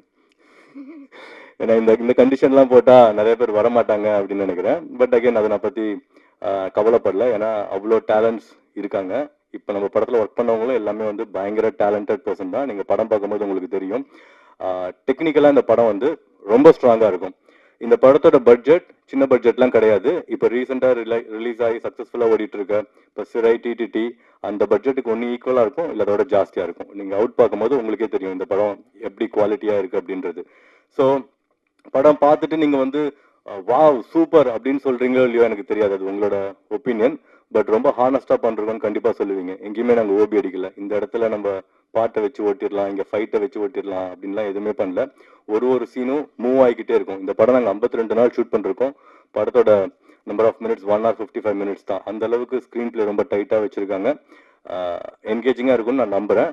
நீங்கள் 5ஆம் தேதி அந்த படத்தை ப்ளஸ் நீங்கள் பார்த்துட்டு 6ஆம் தேதி மக்களுக்கு கொண்டு போய் சேர்ப்பீங்கன்னு நான் நம்புகிறேன்.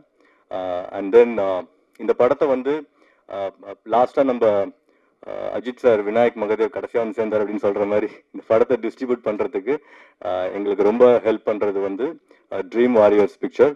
அவங்க இந்த படத்தை பார்த்தாங்க. மிஸ்டர் குகன் சார் இங்கே வந்திருக்காங்க. அவங்க பார்த்துட்டு அவங்க எங்களை என்கரேஜ் பண்ணி இந்த படத்துக்கான ப்ரொமோஷன் மேக்ஸிமம் வந்து அவங்க டீம் வந்து அவங்க சைட் பண்ணிட்டு இருக்காங்க. படத்தை கொண்டு போய் சேர்க்கணும், ஒரு நல்ல படத்தை மிஸ் பண்ணக்கூடாது. உங்களுக்கு படம் பிடிச்சிருக்குன்னு நான் நம்புகிறேன் sir. So please come on to the stage and few words please. பத்திரிகை ஊடகத்துறை நண்பர்கள் அனைவருக்கும் மாலை வணக்கம். ரெட் லேபிள் படத்தின் தொடக்கத்திலிருந்தே நீங்கள் ஒரு சுவாரஸ்யமாக தான் பார்த்துட்டு இருப்பீங்க. அதே மாதிரி தான் எங்களை மீட் பண்ணி அப்ரோச் பண்ணதுலேருந்து பார்த்தீங்கன்னா ரொம்ப இன்ட்ரெஸ்டிங்காக தான் எங்களோட ஜேர்னியும் இருக்குது. இதில் த்ரூ அவுட்டாக பார்த்தீங்கன்னா திரு லெனின் சார் அவரோட சின்சியாரிட்டி தெரியுது. அவர் புது ப்ரொடியூசராக மட்டும் இல்லாமல் இண்டஸ்ட்ரிக்கும் திரும்பி நம்ம முடிஞ்ச வரைக்கும் நம்ம கான்ட்ரிபியூட் பண்ணுவோம், இதில் இருக்கிற சரி தவறுகளை சுட்டி காட்டலாம் அப்படிங்கிற ஒரு ஒரு ஒரு நோக்கம் தான். சில நேரங்களில் அது அவருக்கு புதுசாக இருக்கலாம், சில நேரங்களில் இல்லை அடுத்த செட் ஆஃப் ஃபிலிம்ஸில் பண்ணுறப்போ அவருக்கு ஒரு எக்ஸ்பீரியன்ஸும் கிடைக்கும். So welcome sir, first of all welcome to Tamil cinema industry. அவரோட ஆட்டிடியூடோ அவரோட சினிமா ப்ரெசன்ஸ் ரெண்டுமே ஒன்று தான். நீங்கள் வாட் எவர் யூ சீயிங் இந்த ஸ்க்ரீன், அதே மாதிரி தான் அவரோட நிஜ வாழ்க்கையிலையும் அவர் என்ன மாதிரியான ஆட்டிடியூட் இருக்காரோ அதே தான் அவர். ஸோ எனக்கு ஒரு 2 முக்கியமான கருத்துக்களை பதிவு பண்ணணும்னு நினைக்கிறேன். அதுக்கு முன்னாடி ரெட் லேபிள் படத்தை பற்றி சொல்லலாம். ரெட் லேபிள் திரைப்படம் வந்து கிரைம் இன்வெஸ்டிகேட்டிவ் த்ரில்லர் ஜானரில் பண்ணியிருக்காங்க. டைரக்டர் KR வினோத் அவர்களுக்கு என்னுடைய மனமார்ந்த வாழ்த்துக்கள். எடிட்டர் லாரன்ஸ் அவர்களுக்கு வாழ்த்துக்கள். அப்புறம் கங்க்ராச்சுலேஷன் சார்.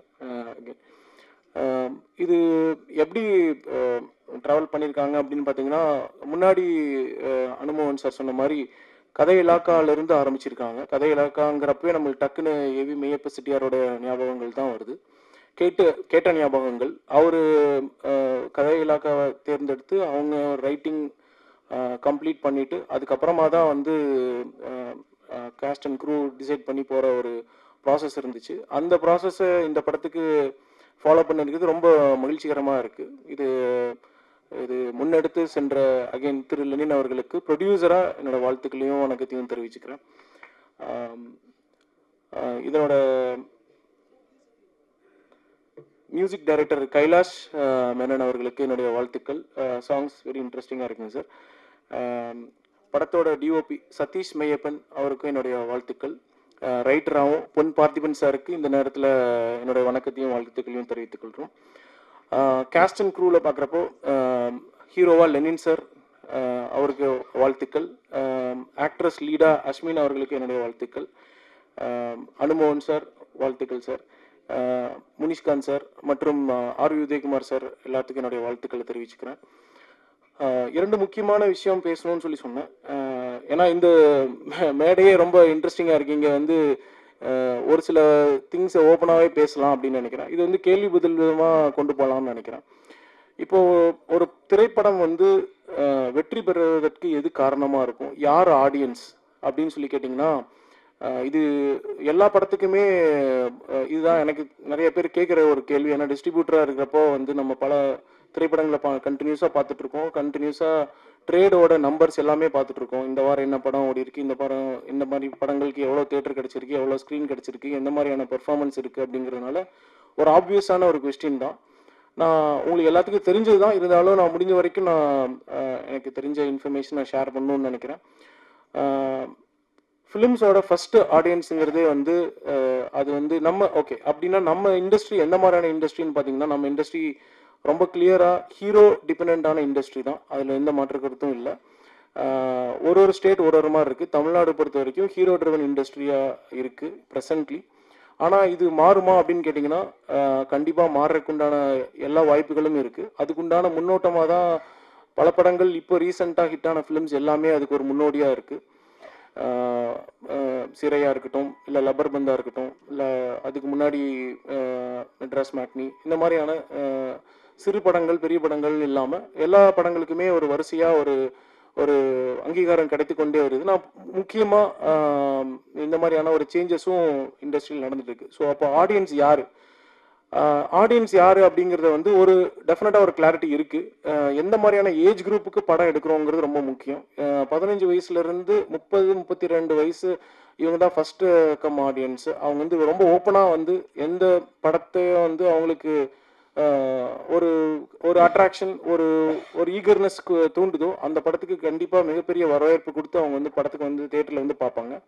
அதுக்கப்புறம் வேர்ட் ஆஃப் மவுத் ரொம்ப முக்கியம். வேர்ட் ஆஃப் மவுத் வந்து இன்னைக்கு லோக்கல் இன்ஃப்ளூயன்சர்ஸ் ரொம்ப முக்கியம். அந்த வகையில் பத்திரிகையாளர்களான உங்களை எல்லாத்தோட கான்ட்ரிபியூஷனும் ரொம்ப ரொம்ப முக்கியம். இன்னும் இது வலுவடைய போகுது அப்படிங்கிறதான் இந்த நேரத்தில் நான் தெரிவிக்கணும்னு நினைக்கிறேன். டிஜிட்டலாக இருக்கலாம், இல்லை வந்து பிரிண்ட் மீடியா, எல்லாருமே சேர்ந்து தான் சொல்கிறேன். அவங்களோட பங்களிப்பு வந்து எந்த ஒரு திரைப்படத்துக்குமே வந்து ரொம்ப முன்னோடியாகவும் இருக்க போது, ரொம்ப இன்ஃபர்மேட்டிவாகவும். அந்த இப்போ நீங்கள் நிறைய சேனல்ஸ் கவனிச்சிங்கன்னா யூடியூப் ரிவ்யூவர்ஸோட ஒரு செட் ஆஃப் ஃபாலோவர்ஸ் வச்சுட்டு அந்த படம் எப்படி இருக்குங்கிற கருத்தை வச்சும் படம் பார்க்குறாங்க. அந்த கண்டினியூஷன் கண்டிப்பாக இருக்கும். இது என்னோட ட்ரேட் அனாலிசிஸில் நான் சொல்கிற விஷயம். இது இன்னும் மேலும் இதை நோக்கி தான் போகும்.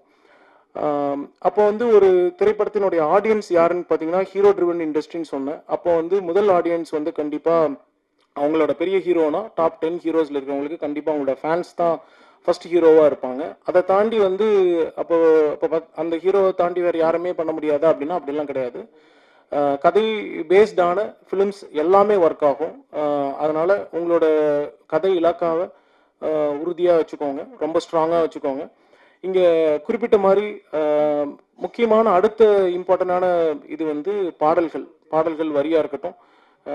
இப்போ பாரதி சார் மாதிரி பாடல்களாக இருக்கட்டும், வரிகளாக இருக்கட்டும். அதே மாதிரி கைலாஷ் மேனன் மாதிரியான மியூசிக்கோட அவுட்கம் வந்து ரொம்ப இம்பார்ட்டண்ட்டு. இன்னைக்கு ரீரிலீஸ் ஆகிற எல்லா படத்துலையுமே வந்து பார்த்தீங்கன்னா அவங்க உள்ள என்டர்டெயின்மெண்ட் பண்ணுறதே வந்து பாடல்கள் தான்.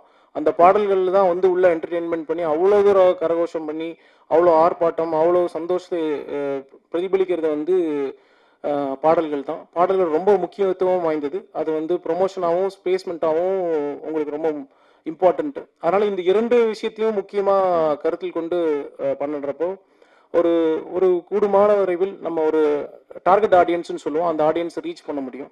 சரி, அப்படின்னா எவ்வளோ ஆடியன்ஸ் வந்து பார்க்கணும் அப்படின்னு சொல்லி போட்டு இன்னொரு விகிதாச்சாரம் கேட்குது. அதனோட நம்பர்ஸ் பார்த்தீங்கன்னா நம்ம தமிழ்நாட்டோட டோட்டல் பாப்புலேஷன் வந்து அபவுட் 8 crore பாப்புலேஷன் இருக்கு. அப்போ 8 கோடி மக்கள் இன்ட்டு 200 நீங்கள் கணக்கு போட்டுக்கலாம். ஆனால் 8 கோடி மக்கள் வந்து படம் பார்க்குறாங்களா அப்படின்னு கேட்டிங்கன்னா இன்னைக்கு இருக்கிற சூழ்நிலையில் அவங்களுக்கு உண்டான என்கரேஜ்மெண்ட்டில் அந்த நம்பர் இல்லை. ஸோ அப்போ எத்தனை பேர் பார்த்தா ஒரு இன்ட்ரெஸ்டிங்காக இருக்கும் அப்படின்னா ஒரு அப்போது அதில் ஒரு 10% எடுத்தீங்க அப்படின்னா 80 லட்சம் பேர். 80 லட்சம் பேர் பார்க்கணுமான்னு கேட்டிங்கன்னா அந்தந்த பட்ஜெட்டை பொறுத்து அந்தந்த ஆடியன்ஸோட கவுண்ட் நீங்கள் பண்ணிக்கலாம். பட் குடும்பமான விரைவில் ஒரு நியூ ஃபிலிம்ஸ் நீங்கள் கொண்டு வரீங்க அப்படின்னா உங்களோட மினிமம் ஆஃப் அண்டர்ஸ்டாண்டிங்லேயே எவ்வளோ ஆடியன்ஸ் பார்க்கணுன்னா அட்லீஸ்ட் ஒரு 2 லட்சத்துலேருந்து ஒரு 5 லட்சம் ஆடியன்ஸாவது உங்களுக்கு படத்தை பார்க்கணும் அப்படிங்கிறது, which is nothing but closer to 1% தான். 1% கூட இல்லை, 1% 8 லட்சம், அதுக்கும் கம்மியாக தான் சொல்கிறேன். பட் 5 லட்சம் பேர் பார்க்குற அளவுக்கு உண்டான ஒரு திரைக்கதையை அமைச்சு அதுக்குண்டான பாடல்களை அமைத்து ஹிட்டு கொடுத்துட்டு நீங்கள் உள்ளே வரப்போ வந்து தியேட்டர் என்ட்ரன்ஸ் வந்து உங்களுக்கு அருமையாக இருக்கும். இதுதான் பேசிக்கான ஒரு விஷயம். இதுதான் வந்து என்னோட அண்டர்ஸ்டாண்டிங்கில் இருக்கிற அந்த டார்கெட் ஆடியன்ஸோட ரீச்சிங் பாயிண்ட்டாக இருக்கும். இது பெரிய ஹீரோவுக்கும் அந்த பட்ஜெட்டுக்கும் பொருந்துமான்னு கேட்டிங்கன்னா பொருந்தருக்கு அவங்க ஆல்ரெடி இது எல்லாமே தாண்டி தான் வர்றாங்க. அதுக்கு மேலேயும் சில விஷயங்கள் அது வேணும். அதனால் அந்த டாப்பிக்கு நான் போகல. ஸோ பேசிக்காக நியூ கமர்ஸுக்கு இதுதான் டார்கெட் ஆடியன்ஸ். இதுதான் முதல் கேள்வியோட பதில். இப்போ ரெண்டாவது ஒரு முக்கியமான விஷயத்த ஒன்று சொல்லணும்னு நினைக்கிறேன். இது ரொம்ப இன்ஃபர்மேட்டிவாக தான் இருக்கும்னு நினைக்கிறேன். But please bear with me. Affordability of the audience என்ன மாதிரி இருக்கும் அப்படின்னு சொல்லி போட்டு கேட்குறாங்க. சினிமா வந்து மிகவும் அதாவது என்ன சொல்கிறதுன்னா மோஸ்ட் எக்கனாமிக்கலி அப்போ சினிமாவோட அஃபோர்டபிலிட்டி எந்த மாதிரி இருக்கும், சினிமாவோட பயணம் எந்த மாதிரி இருக்கும், சினிமாவோடைய எதிர்காலம் எந்த மாதிரி இருக்கும் அப்படிங்கிறது எல்லாமே இதில் ஒரு அடங்கின மாதிரியான ஒரு கேள்வி தான் அது. இருந்தாலும் நான் முடிஞ்ச வரைக்கும் நான் கவர் பண்ணுறதுக்கு பார்க்குறேன். ஃபர்ஸ்ட் கொஸ்டினே வந்து அஃபோர்டபிலிட்டி தான். அஃபோர்டபிலிட்டினா என்ன அப்படின்னா எக்கனாமிக்கலி நம்ம வந்து ஒரு படத்துக்கு எவ்வளோ ஸ்பெண்ட் பண்ணுறோம் அப்படிங்கிறது ரொம்ப முக்கியம். ஒரு படத்தோட ஸ்பெண்டிங்கிறது டைரெக்டாக டிக்கெட்டோட காஸ்ட்டில் தான் இருக்கும். அந்த டிக்கெட்டோட காஸ்ட்னு எடுத்துட்டிங்கன்னா இப்போ வந்து 150 ரூபாலேருந்து 200 ரூபா அப்படிங்கிறது தான் ஸ்டாண்டர்டான டிக்கெட் ரேட்ஸில் இருக்குது. 100 ரூபா, 150, 200. இந்த காஸ்ட் வந்து ஸ்டில் எல்லா தரப்பு மக்களுக்கும் அஃபோர்டபுளான ஒரு என்டர்டெயின்மெண்ட். எல்லாத்துக்குமே என்டர்டெயின்மெண்ட் வேணும். ஆடியன்ஸ்க்கு வேண்டியது கண்டென்ட். அந்த கண்டென்ட் வந்து சரியான கண்டென்ட் கொண்டு வரப்போ கண்டிப்பாக ஆடியன்ஸ் வருவாங்க, பெருந்திரளாக வருவாங்க. அப்போ வந்து இப்போ இந்த டிக்கெட் ரேட் மட்டும்தான் டிசைடிங் ஃபேக்டரானு கேட்டிங்கன்னா இல்லை. இது மேபி சிலருக்கு ஒரு ஒரு ஒரு தோன்றதில் கூட இருக்கலாம். பட் இருந்தாலும் நீங்கள் கண்டிப்பாக நினைவுக்கு அதாவது ஒரு ரீகால் பண்ணணுங்கிறதுக்காக சொல்கிறேன். இதை தாண்டி அவங்க ஒரு ஃபேமிலியாக உள்ள வரணும் அப்படின்னா வேறு என்னென்ன மாதிரியான ஸ்பெண்டிங் இருக்குது அப்படின்னு பார்த்தீங்கன்னா அந்த இடத்துல தான் பெரிய கேள்விக்குறிகள்லாம் முன்னாடி வருது. முதல் கேள்விக்குறி வந்து இது வந்து நான் ப்ரெஸ்ஸுக்குமே ஒரு சின்ன வேண்டுகோள் தான். நீங்களுமே இதை பற்றி ஒரு சின்ன ஆராய்வுகள் பண்ணி நீங்களுமே உங்களுக்கு தெரிஞ்ச அந்த பதிவுகளை பண்ணணும். ஏன்னா நீங்கள் திருத்தணும் இண்டஸ்ட்ரிக்கு, உங்களோட விமர்சனங்கள் ரொம்ப முக்கியங்கிற பாயிண்ட்ல இந்த டாப்பிக்கை சொல்லுறேன். ஒரு காஃபின்னு எடுத்துட்டிங்கன்னா காஃபி என்ன ரேட்டில் வருது அப்படின்னா இன்றைக்கி வந்து 90 ரூபாலேருந்து 150 ரூபா வரைக்கும் இருக்குது. அப்போ 150 ரூபா டிக்கெட்டே இருக்குது. இப்போ காஃபி உள்ள 150 ரூபாயான்னு கேட்டிங்கன்னா 150 ரூபா தான். இல்லை சார் எங்கள் தேட்டரில் 120ன்னு சொல்லலாம். நான் இது வந்து பொதுவாக எல்லா தேட்டருக்குமே அப்ளிகபிள். எந்த ஒரு இண்டிவிஜுவல் தேட்டரும் நான் பொதுவாக சொல்லலை. மல்டிப்ளெக்ஸுக்கும் அப்ளிகபிள், சிங்கிள் தேட்டருக்கும் அப்ளிகபிள், ஆல் ஃபார்ம் ஆஃப் தேட்டர்ஸ்க்கும் அப்ளிகபிள் தான். ரைட். அப்போது என்ன மாதிரியான காஸ்ட்டில் இருக்குதுன்னு பார்த்தீங்கன்னா இன்றைக்கி வந்து ஒரு 150 ரூபாவில் வரைக்கும் ஒரு காஃபி ரேட் கொடுக்க முடியும். அதே காஃபியோ டீயோட ரேட் நீங்கள் வெளில போய் குடிச்சிங்கன்னா 20 ரூபா 30 ரூபா தான். அப்போ அதே வெளியில் 20 ரூபா 30 ரூபா கொடுக்குற ஆடியன்ஸ் வந்து உள்ளுக்குள்ளே வந்து 90 ரூபா கொடுக்க முடியுமா? இந்த கேள்விக்கு நான் பதில் சொல்ல முடியாது. சரி, பப்ஸ் என்ன ரேட்டில் இருக்குது அப்படின்னு பார்த்தீங்கன்னா 120 ரூபாவில் இருக்குது. 120 ரூபாவில் இருக்கிற பப்ஸ் வந்து வெளியில் இருக்கிற பப்ஸ் வந்து 30 ரூபா. ஸோ இது 20 ரூபா. சரிங்க சார். இப்போ இது வந்து 130 ரூபாய்க்கு வந்து வாங்க முடியுமா? எனக்கு தெரியல. ரைட். இல்லை சார், இப்போ வந்து டிக்கெட் ரேட் முன்னாடி வந்து 100 ரூபாவில் இருந்தப்போ வந்து பாப்கார்னோட ரேட் வந்து அந்த பேக்கெட்டில் போட்டு கொடுத்து அந்த மாதிரி வீல் சிப்ஸ் கொடுத்த பீரியட்லாம் இருக்குது. இன்றைக்கி அதை தாண்டி இன்னும் கொஞ்சம் ஹைஜீனிக்காக கொண்டு வந்துட்டோங்கிறது ஓகே. பட் ஆனால் அந்த பீரியடில் இருந்த ரேட் வந்து 20 ரூபா. இன்றைக்கி இருக்கிற ரேட் வந்து ஒரு பப்ஸ் நீங்கள் ஒரு பாப்கார்னோட ரேட் பார்த்தீங்கன்னா 20 ரூபா இருந்து இன்றைக்கி வந்து பல மடங்குகள் ஜாஸ்தியாக இருக்குது. 150 ரூபாவில் தொடங்கி 700 ரூபா வரைக்கும் இன்றைக்கி பாப்கார்னோட ரேட் இருக்குது. இது உங்கள் எல்லாத்துக்குமே தெரிந்தது தான். இது இந்த மாதிரியான டிஃபால்ட் ப்ரெஷர்ஸ்ன்னு சொல்லுவோம். டிஃபால்ட் ப்ரெஷர்ஸ் வந்து ஆடியன்ஸ் கொண்டு வரப்போ இதுக்கு அவங்களுக்கு எந்த மாதிரியான ஒரு என்கரேஜ்மெண்ட் கொண்டு வருங்கிறது தான் ஒரு கேள்வியாக இருக்குது. அப்போ என்ன ஆகுனா economically still very very compact ticket ரேட்ஸில் இருக்கிற ஒரு சினிமா இண்டஸ்ட்ரி உள்ளே வரப்போ அது எந்த மாதிரி மாற்றத்தை கொடுக்குது, எந்த மாதிரியான எக்ஸ்பீரியன்ஸை கொடுக்குது, அப்போ எந்த மாதிரியான தாக்கத்தை கொடுக்குது அப்படிங்கிறது ரொம்ப இம்பார்ட்டண்ட். அப்போ என்ன ஆகுனா இது ஏன் இந்த கேள்விகள்லாம் கேட்குறேன் அப்படின்னா இது எந்த மாதிரியான தாக்கத்தை வந்து கொடுக்கும் அப்படின்னா இது ஒரு பட்ஜெட் காம்பேக்ட் பட்ஜெட்டில் பண்ணுற ஃபிலிம்ஸ்க்கு தான் வந்து இதனோட இம்பேக்ட் ரொம்ப ஜாஸ்தியாக இருக்கும். ஒரு ஓப்பன் மைண்டடாக வந்து படம் பார்க்க முடியாமல் அவங்க இந்த காஸ்ட் ஃபேக்டரில் உள்ளே கொண்டு வந்துட்டு எனக்கு திருப்தி அடைஞ்சுதாங்கிறது என்ன அப்படின்னா அவங்க கொடுக்குற காசுக்கு உண்டான ரிஃப்ளெக்ஷன் தான் அது. ஸோ அது ஒரு பெரிய கேள்வியாகவே இருக்குது. அந்த கேள்வியோட என்னோடய ஸ்பீச்சையும் நான் இங்கே பாஸ் பண்ணுறேன். எங்களுக்கு தொடர்ந்து ஆதரவு கொடுத்து கொண்டிருக்கும் அனைத்து பத்திரிகை ஊடக நண்பர்கள் அனைவருக்கும் வணக்கம், நன்றி. உங்களோட ஆதரவும் பங்களிப்பும் இந்த படத்துக்கு கண்டிப்பாக தேவை. இந்த மாதிரியான நியூ ப்ரொடியூசர்ஸ் ஒரு வருடத்துக்கு கிட்டத்தட்ட 200 பேர் பக்கம் வர்றாங்க. அவங்கள நம்ம வழிநடத்தி முடிஞ்ச வரைக்கும் சப்போர்ட் பண்ணி கொண்டு போக வேண்டியது நம்மளோட ரெஸ்பான்சிபிலிட்டி. அந்த மாதிரி ரெஸ்பான்சிபிலிட்டியில் தான் நான் இங்கே இருக்கேன். Thank you, thanks for the opportunity. Thank you. அவங்க டீம் வந்து ரொம்ப ப்ரொஃபஷ்னலாக இருக்காங்க. அதுவே எனக்கு ரொம்ப பிடிச்சிருந்தது. ஆக்சுவலாக என்ன ப்ரொஃபஷனல் அப்படின்னா இப்போ நான் அவரை 11 மணிக்கு மீட் பண்ண போகிறேன் அப்படின்னா ஷார்ப்பாக 11 மணிக்கு அவரும் மீட் பண்ணுவார். அந்த ஒரு குவாலிட்டி எனக்கு ரொம்ப பிடிச்சிருந்தது. என்னடா அவன் எப்போ பார்த்தாலும் டைமை பற்றியே பேசுகிறான் அப்படின்னா அது என்னமோ தெரில, எனக்கு அது ரொம்ப பிடிக்கும் டைம் மெயின்டைன் பண்ணுறது. ஓகே, ஸோ நெக்ஸ்ட் டைம் நான் நம்ம பிஆர்ஓ கிட்ட சொல்லிட்டே இருப்பேன் 4 மணிக்கு ஷார்ப்பாக ஆரம்பிக்கணும்பா அப்படின்னு சொல்லிட்டு. ஆனால் அவர் இது வரைக்கும் பண்ணதே கிடையாது. நெக்ஸ்ட் டைம் இன்னும் கொஞ்சம் ஸ்ட்ரிக்டாக அவர்கிட்ட நான் இருக்கணும். ஓகே, ஸோ படம் நம்ம தேர்ஸ்டே அன்னைக்கு ப்ரெஷ் ஷோ பிளான் பண்ணிருக்கோம். நீங்கள் வந்து பாருங்கள், உங்களுக்கு பிடிக்கும்னு நான் நம்புகிறேன். ரொம்ப நேர்மையாக அந்த படத்தை பண்ணியிருக்கோம். ஏற்கனவே சொன்ன மாதிரி ஓப்பன் மைண்டடாக வந்து பார்த்தீங்கன்னா உங்களுக்கு கண்டிப்பாக அது என்கேஜிங்காக இருக்கும். ஸோ கடைசியாக நான் வந்து என்னோட ஒரு டிபார்ட்மெண்ட் பற்றி மட்டும் நான் பேசி முடிச்சுக்கிறேன். அவங்க வந்து என்னோட பிஆர் டிபார்ட்மெண்ட். ஸோ ஸ்ரீதர் அவர் வந்து நானும் அவரும் காலேஜில் ஒன்றா படித்தோம். ஸோ அப்படி தான் எனக்கு ஒரு பழக்கம். என்ன எக்ஸ்ட்ரா கேர் எடுத்து அவர் பார்த்துக்கிறாரு. இந்த படம் எல்லாத்துக்குமே போய் சேரணும் அப்படின்னு சொல்லிட்டு அவரோட எஃபர்ட் வந்து ரொம்ப ரொம்ப ஜாஸ்தியாக இருக்குது. இதுக்கான ப்ரொமோஷன் வேலையும் அவர் ரொம்ப டெடிக்கேட்டடாக பண்ணுறாரு. அவர் கூட மிஸ்டர் உதய் அண்ட் ஹரி இவங்களுமே வந்து எந்த எதிர்பார்ப்பும் இல்லாமல், அதுதான் ரொம்ப முக்கியம். உங்கள் டீமா சூப்பர். இது தெரிஞ்சா நான் ஃபர்ஸ்டே பேசியிருப்பேன் அவனை பற்றி. ஓகே, ஸோ இப்போ நீங்கள் நம்ம படம் ஓரளவுக்கு இந்த மீடியா இண்டஸ்ட்ரியில் எல்லாத்துக்கும் தெரியுது அப்படின்னா அவங்களோட ரோல் ரொம்ப ரொம்ப இம்பார்ட்டன்ட். லாஸ்ட் ஒரு 2-3 மந்த்ஸாக வந்து அவங்கள போட்டு நான் பயங்கரமாக புழிஞ்சு எடுத்துட்டேன். அதை ஹானர் பண்ணுறதுக்கு நான் ரொம்ப ஆசைப்பட்றேன். So small gift for them.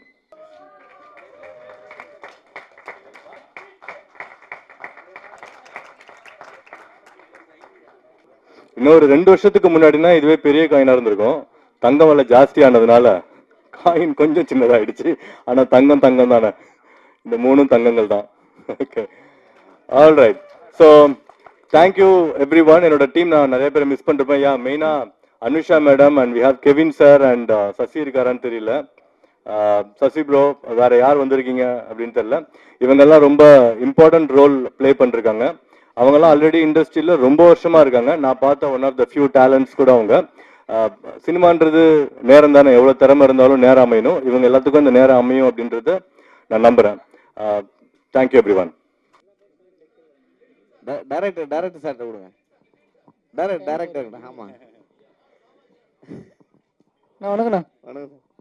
இல்லை, ரெட் லேபிள் வந்த உடனே நல்லா ஜாலியாக பேசிங்கன்னு பார்த்தேன். ப்ரொடியூசர் வந்து குறை மேலே குறை சொன்னார், அது கூட ஏற்றுக்கலாம். அனுமோகன் சார் வந்தார், டக்குன்னு ஹீரோலாம் மூக்கம் நுழைக்கிறாங்க, அவங்க வேலையை பாருங்கன்னு சொல்லிட்டாரு. இந்த ஹீரோ மூக்கம் நுழைச்சாரா? அவர் டப்புன்னு எழுந்து சொல்கிறத பார்த்தா ரொம்ப குடைச்சல் கொடுத்துருப்பார் போல இருக்கே. சரி, நான் கிளம்பிட்டேண்ணா. ஃப்ரெண்டு தான் நம்ம. எத்தனை வருஷம்ண்ணா?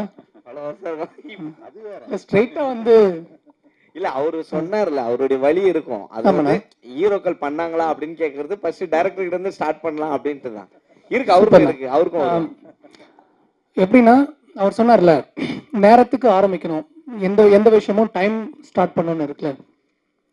அங்கே வந்து எல்லா டெக்னீஷியனும் கரெக்டான டைமுக்கு வருவாங்க அப்படின்றது நம்ம புஷ் பண்ணுவோம். எனக்கு ஷார்ப்பாக 6 மணிக்கு எல்லாரும் இருக்கணும், நான் போயிடுவேன். ஓகே, ஏன்னா என் டீம் வந்து 6 மணிக்கு உள்ளே இருப்போம், லொக்கேஷனில் 6 மணிக்கு இருப்போம் நாங்கள். ஓகே, பட் ஒவ்வொருத்தராக வருவாங்கல்ல, எங்களால் அந்த டைம் எக்ஸாக்டாக ஸ்டார்ட் பண்ண முடியல. நான் கோவப்பட மாட்டேன், ஏன்னா கோவப்பட்டால் வேலை நடக்காது. போடா அப்படின்ட்டு போயிடுவாங்க. ஸோ அவங்ககிட்ட சிரிச்சுட்டே வேலை வாங்க வேண்டிய கடமை எந்த இருந்தது. ஸோ அந்த டைம் கூட விடாதீங்க, கோவப்படுங்க, நீங்கள் வந்துட்டு கோவப்பட்டு பேசுங்க அப்படின்னு சொல்லி அவர் என்னை புஷ் பண்ணார். ஸோ இந்த தலையீடு தான். ஏன்னா ப்ரொடியூசர் பணம் போட்டிருக்காரு, அது கூட பண்ணலன்னா நம்ம என்ன பண்ணுவோம், கால் மேலே கால் போட்டுட்டு ஓகே பொறுமையாக பண்ணலான்ற மாதிரி பண்ணுவோம்ல. ஸோ அதுக்கு அவர் எங்களுக்கு கொடுக்கல. அதில் அவர் ரொம்ப ஸ்ட்ராங்காகவே இருந்தாங்க. மற்றபடி எந்த தலையீடும் இல்லை தலைவா. நீங்கள் எதாவது கேட்குறீங்கன்னா சொல்லுங்கள், கான்ட்ரவர்சி நான் கூட சொல்கிறேன். சொல்லுங்க. இல்லை, ஏதாவது வேணும்னா சொல்லுங்க. இல்லை, பணம் போட்ட ப்ரொடியூசர்கிட்ட கேட்டுருவோம். சொல்லுங்க சார். மிச்சம் பண்ணலாம், அதுக்குன்னு இந்த லேண்ட்ஸில் கூடவா நீங்கள் ஆங்கராக வந்து நிற்பீங்க? இங்கே ஸ்டார்ட் பண்ணுறீங்க. இது நீங்க காசு மிச்சம்னு பாக்குறீங்க, நான் இது குவாலிட்டி ஆஃப் ஒர்க்னு பாக்குறேன். இல்ல, அடுத்தவங்களுக்கும் ஒரு வாய்ப்பு இல்ல, அது நீங்க கொடுத்துருக்கலாம்ல காசு அவங்களுக்கு. நான் அது கொடுத்துறேன் சார், பண்ணிருக்கலாம்ல. ஆங்கர் நாங்க ஆல்ரெடி செலக்ட் பண்ணி அவங்களுக்கு காசு கொடுத்து நான் வீட்டுல உட்கார சொல்லிட்டேன். ஓ, காசு கொடுத்து வீட்டுல உட்கார சொல்லிட்டீங்க? அப்படிலாம் இல்லைங்க. இல்ல, நல்ல ப்ரொடியூசரா இருக்கீங்க. இல்ல அப்படி கிடையாது. நீங்க வந்து ஒரு நாளைக்கு 3-4 பிரஸ் மீட் பாப்பீங்க. எனக்கு தெரியும் உங்க பிசினஸ் எவ்வளவு டயரிங்கா இருக்குன்னு. ஒரு நாளைக்கு 4-5 படம் பாப்பீங்க. அதனால உங்களை கொஞ்சம் என்கேஜிங்கா வச்சுக்கலாம் அப்படின்றதுக்காக தான் இது நான் பண்ணேன். இது ரொம்ப யூஸ்வலா இருந்ததுன்னு வச்சுக்கோங்களேன். அவங்க நான் தப்பு சொல்லல சார். ஆல்ரெடி படத்துல 200 பேருக்கு வேலை கொடுத்துட்டேன் சார். ஒருத்தவங்களுக்கு கொடுக்குறதா கஷ்டம். இல்ல, நிறைய நடிகர்களை இங்க வந்து ஒரு நடிகர் வந்து இவ்வளவு கேட்டாரு, கிலோமீட்டர் கேட்டாருன்னு ஏன் பேரை சொல்றதுக்கு நீங்க எல்லாம் தயங்குறீங்கன்னு தெரிஞ்சுக்கலாமா? நான் தயங்கல சார். என் பிஆர் இவர் பேர் ரிப்பேர் ஆயிடும். இல்ல சார், என் பேர் சூப்பர் பேர். நான் கடைசி வரைக்கும் அதான் இல்ல சொல்லலாம் சார், எனக்கு அந்த பயமே கிடையாது. பட் என் பிஆர் வந்து வேணான்னு சொல்லிட்டாரு, அதனால நான் சொல்லலை. சக்ஸஸ் மீட்டை நான் சொல்கிறேன் வச்சேன்னா. ஏன்னா இப்போ இந்த சினிமாவில் நிறைய கல்ச்சர் இருக்குன்னு எல்லாம் சொன்னாங்க இல்லையா, எனக்கு எல்லாம் புதுசாக இருக்கிறதுனால ஒரு இன்ட்ரெஸ்டிங் கல்ச்சர் என்னன்னா, இப்போ இந்த போஸ்டர்ஸ்லாம் ஒர்க் பண்ணுறாங்கல்ல, அப்போ ஃபர்ஸ்ட் ஒரு பேக்கேஜ் இருக்கும். அந்த பேக்கேஜில் ரன்னிங் சக்ஸஸ்ஃபுல்லி போஸ்டரும் இருக்குது. அதை நான் கேட்டேன், ஏன்ப்பா பண்ணுறீங்க, ஃபஸ்ட்டே நாங்கள் பண்ணிவிடுவோம் அப்படின்னா. படம் சக்ஸஸ் ஆனதானே ரன்னிங் சக்ஸஸ்ஃபுல்லி போடணும் அப்படின்றாங்க. அது நம்ம படத்துக்கு இருக்காது. ரன்னிங் சக்ஸஸ்ஃபுல்லின்னு எல்லாம் சொன்னாதான் அந்த போஸ்டரே வெளியே வரும். சும்மா 4 நாள் கழிச்சு அது டெம்ப்ளேட்டெல்லாம் நான் விட மாட்டேன் சார். இல்லை சார், இல்லை சக்ஸஸ் மீட் தான் எனக்கு. இது சக்ஸஸ் மீட் தான். ஏன்னா என் படம் ரிலீஸ் ஆகுதே சக்ஸஸ் தான் எனக்கு. இப்போ உண்மைதானே சார்? என்னுடைய 45 வருஷ அனுபவத்தில் எத்தனையோ காம்பேரர் பார்த்துருக்கேன். ஆனால் உண்மையிலே பெர்ஃபெக்டாக காம்பேர் பண்ண ஆங்கர் நீங்கள் தான் சார். நீங்கள் பாராட்டியிருக்கீங்க சார், பெரிய விஷயம் சார் இது. இல்லை, ஏகப்பட்ட செய்திகளை அவர் சொல்லியிருக்காரு, அவருக்கு தெரியல, அதுதானே தவிர மற்ற ஒன்றும் இல்லை. கான்ட்ரவர்சினா அவ்வளோ கான்ட்ரவர்சி, ரொம்ப தெளிவாக. என்ன பெப்சி அளவுக்கு போயிட்டீங்க. ஐயோ, நீயா நிறுத்துறது, நானே நிறுத்த ஷூட்டிங்க சொன்னீங்க பாருங்க, அது எனக்கு ரொம்ப பிடிச்சது. ரொம்ப நன்றி சார். நான் உங்களை எதிர்பார்க்கல சார். உண்மையாலுமே ரொம்ப சந்தோஷமா இருக்கு நீங்க பண்ணது சார். எனக்கு அது பேசுனது டிஃப்ரெண்டாக தெரியல சார். எல்லாருமே மனுஷங்க தானே. பெப்சியாக இருக்கட்டும், சேம்பராக இருக்கட்டும், நாங்கள் இருக்கட்டும், எல்லாருமே ஹியூமன் பீயிங், எல்லாருமே சமன்னு சொல்கிற ஆள் நான். அதனால எனக்கு யாருமே வந்து நான் அதனால தான் பெரிய படம் சின்ன படம்லாம் ரொம்ப சொல்ல மாட்டேன். ஏன்னா எனக்கு எல்லாருமே ஒன்று, பெரிய ப்ரொடியூசர் சின்ன ப்ரொடியூசர்னும் எல்லாரும் இப்படி தானே சாப்பிட்றோம், இப்படி சாப்பிட்றவங்க எல்லாருமே ஒன்று தான். அதனால நான் இதை அவங்க ஃபிக்ஸ் பண்ணுற வரைக்கும் நான் கேட்பேன் சார். நான் சொன்னது தப்பு இல்லைல்ல, ரைட்டு தானே? கரெக்ட் தான். இன்னொன்று, இதில் ஓட்டு போடுற சிம்பிள் வச்சுருக்கீங்களே எதுக்கு? காலேஜ் எலெக்ஷனில் பசங்கள்லாம் ஓட்டு போடுறாங்க சார், அதனால அந்த சிம்பிள் அங்கே வந்துச்சு. கதையில் எலெக்ஷன் இருக்குது சார், ஸோ அதனால் யூஸ் பண்ணியிருக்கோம் சார். இதில் இன்னொரு முக்கியமான விஷயம், பக்கத்தில் இருக்காரு அவர் மிகப்பெரிய ஜோதிடர், தெரியுமா உங்களுக்கு? அந்த ஜோதிடர் நம்ம உங்கள் ப்ரொடியூசர் ஹீரோவுக்கு என்ன சொன்னார்? ஏற்கனவே இவங்க எல்லாருக்கும் சொல்லிட்டேன், இந்த இடத்துல சொல்ல விரும்புகிறேன்.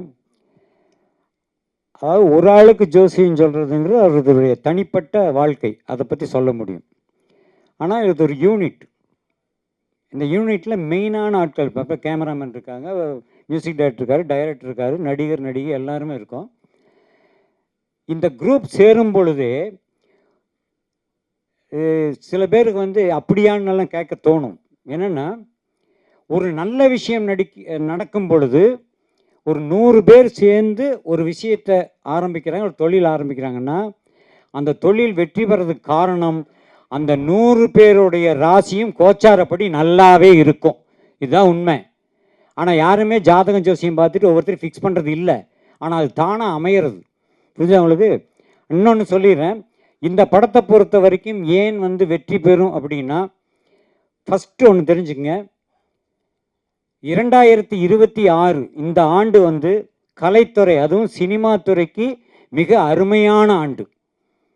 கைத்தட்டுங்கண்ணா. என்னங்கண்ணா, அப்புறம் எதுக்கு நான் ஜோசியம் சொல்லணும்? 26ஆம் ஆண்டு என்பது வந்து மிகச்சிறந்த ஆண்டு, திரையுலகுக்கு ரொம்ப ரொம்ப முக்கியமான வருஷம். அந்த ஆண்டில் இவங்க அடியெடுத்து வைக்கிறாங்க, ஒரு புதிய யூனிட் களத்தில் இறங்குது. ஸோ சின்ன படங்களும் சூப்பர் ஹிட் ஆகும் என்ற ஒரு பெயரை இந்த கிரீன் லேபிள் வாங்கியே கொடுக்கும். நான் டைட்டில் மாற்றிட்டேன், ஆடியன்ஸ் ரிப்போர்ட் கிரீன் லேபிள் தான் சார். நான் ரெட் லேபிள் சேர்க்கறதுக்கே கஷ்டப்பட்டுட்டு இருக்கேன். அடுத்தது கிரீன் லேபிள் வைங்க. இதை என்ன இன்னொன்று சொல்லிடுறேன் அண்ணா, நீங்கள் கேட்டதுக்கு. இந்த படத்தை பொறுத்த வரைக்கும் எப்படிங்களா, பொதுவாக வந்து ரசிகர்களில் சில குடிமக்களுக்கு ரெட் லேபிள் பிடிக்கும், பல குடிமக்களுக்கும் ஒரு ரெட் லேபிள் பிடிக்கும். அது இரவில் குடிப்பது, இது பகலில் குடிப்பது. ஆனால் இரவில் குடிப்பவனும் சரி, பகலில் குடிப்பவனும் சரி, இந்த 2 குடிகாரங்களுமே, முதல் சொன்னது டீ, இன்னொன்று சொன்னது பிராண்ட் டீ. அது ஒரு பிராண்டான டீ. அது இவர்கள் இந்த குரூப் பூராமே இந்த ரெட் லேபிள் படத்தை நிச்சயமாக பார்த்து பாராட்டுவார்கள். ஹீரோயின் நேம் வந்து அஸ்மினா, யாஸ்மினா? அஸ்மின் சார். அஸ்மின் தானா? ஓகே. லெனினுக்கு ஒரு கேள்வி. ஹீரோயின் வந்து ரெட் லேபிள்னு சஜஸ்ட் பண்ணதாக சொல்லியிருந்தீங்க.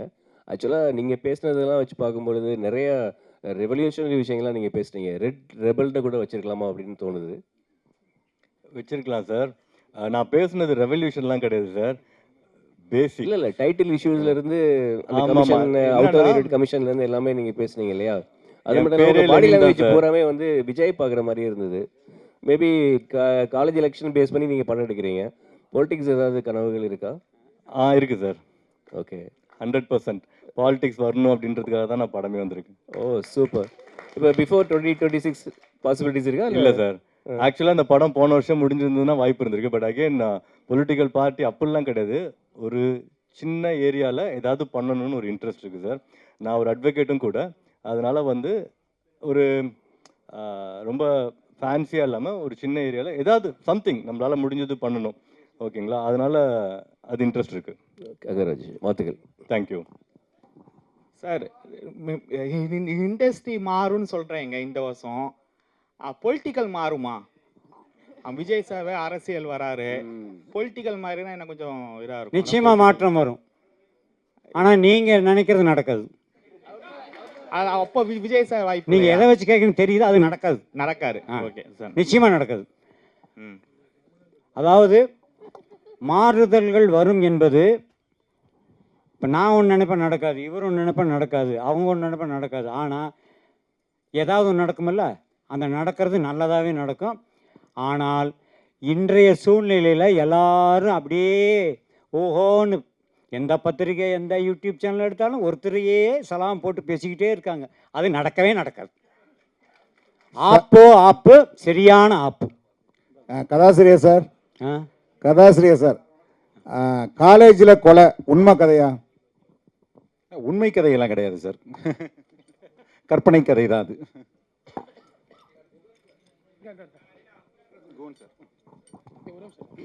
அதாவது பாரதி ராஜா, பாக்யராஜ், ஏன் அனுமோகன் எல்லோருமே கதை, வசனம், டைரக்ஷன். என்ன காரணம்னா, ஒரு கதாசிரியர் இயக்குனர் ஆகும்போது அவருடைய கதையை முழுமையாக எடுப்பார். இப்போ உங்கள் கதையை வாங்கி அவர் எடுக்கும்போது அது உங்களுக்கு உடன்பாடாக இருந்துச்சா? இல்லை, உடன்படாக தான் இருந்தது சார். என்னென்னா, அவங்க சார் சொன்ன மாதிரி முன்னாடி அது பிரிஞ்சு தான் இருந்தது. எழுத்தும் இயக்கமும் ஒரு கிரியேஷனாக டெக்னிக்கலாகவே வேறு வேறு திறமைகளாக தான் ஹாலிவுட்ல எல்லாமே இருக்குது. முதல்ல ஒரு நாவல் வரும், நாவல் இருந்து அடாப்டட் ஸ்க்ரீன் பிளேக்கு ஒரு சினிமா பர்சன், ஸ்டுடியோ, அதுக்கப்புறம் கேஸ்டிங்கு, டைரக்டர் எல்லாமே அப்புறம் தான் வருவாங்க. ஸோ எனக்கு வந்து அது ஒரு திருப்தியான ப்ராசஸாக தான் இருந்தது சார். நான் கேட்குறது என்ன, சிறிதரிலிருந்து எடுத்துங்க, கேஎஸ் கோபாலசிலிருந்து எடுத்துங்க, எல்லோருமே அந்த கதை வசனம், கதை திரைக்கதை வசனம் மூலமாக தான் வந்தாங்க. இதுக்கு இன்னொரு காரணம், நான் டைரக்டர் கேட்கும், அந்த கதைக்காரர்கிட்ட கேட்கும்போது, சார் என்னுடைய கதையை நான் தான் சார் எடுக்க முடியும், அது மட்டும் இல்லை ரைட்ஸ் எனக்கு. இப்போ நாளைக்கு இந்த படம் வெற்றி பெறும்போது இன்னொரு மொழிக்கு போகும்போது உங்களுடைய உரிமை என்னவா இருக்கும்?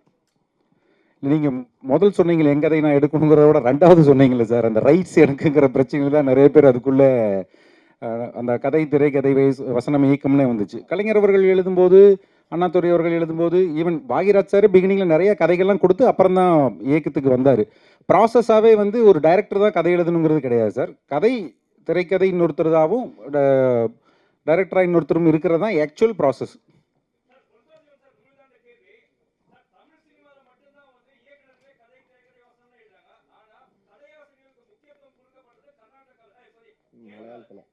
கேரளா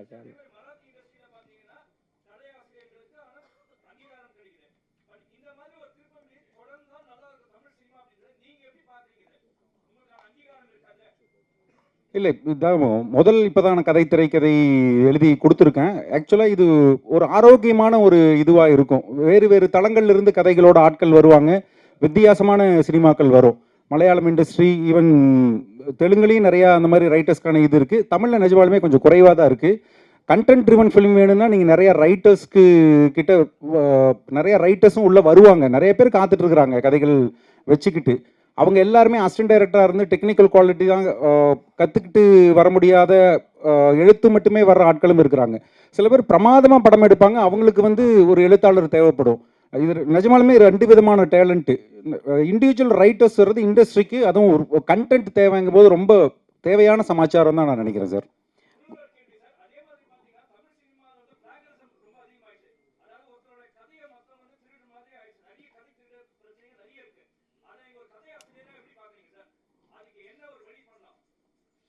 இல்லை, ஆல்ரெடி இருக்குது சார். நம்ம ரெஜிஸ்டர் ப்ராப்பராக பண்ணிக்கிட்டாலே அது நடக்காது.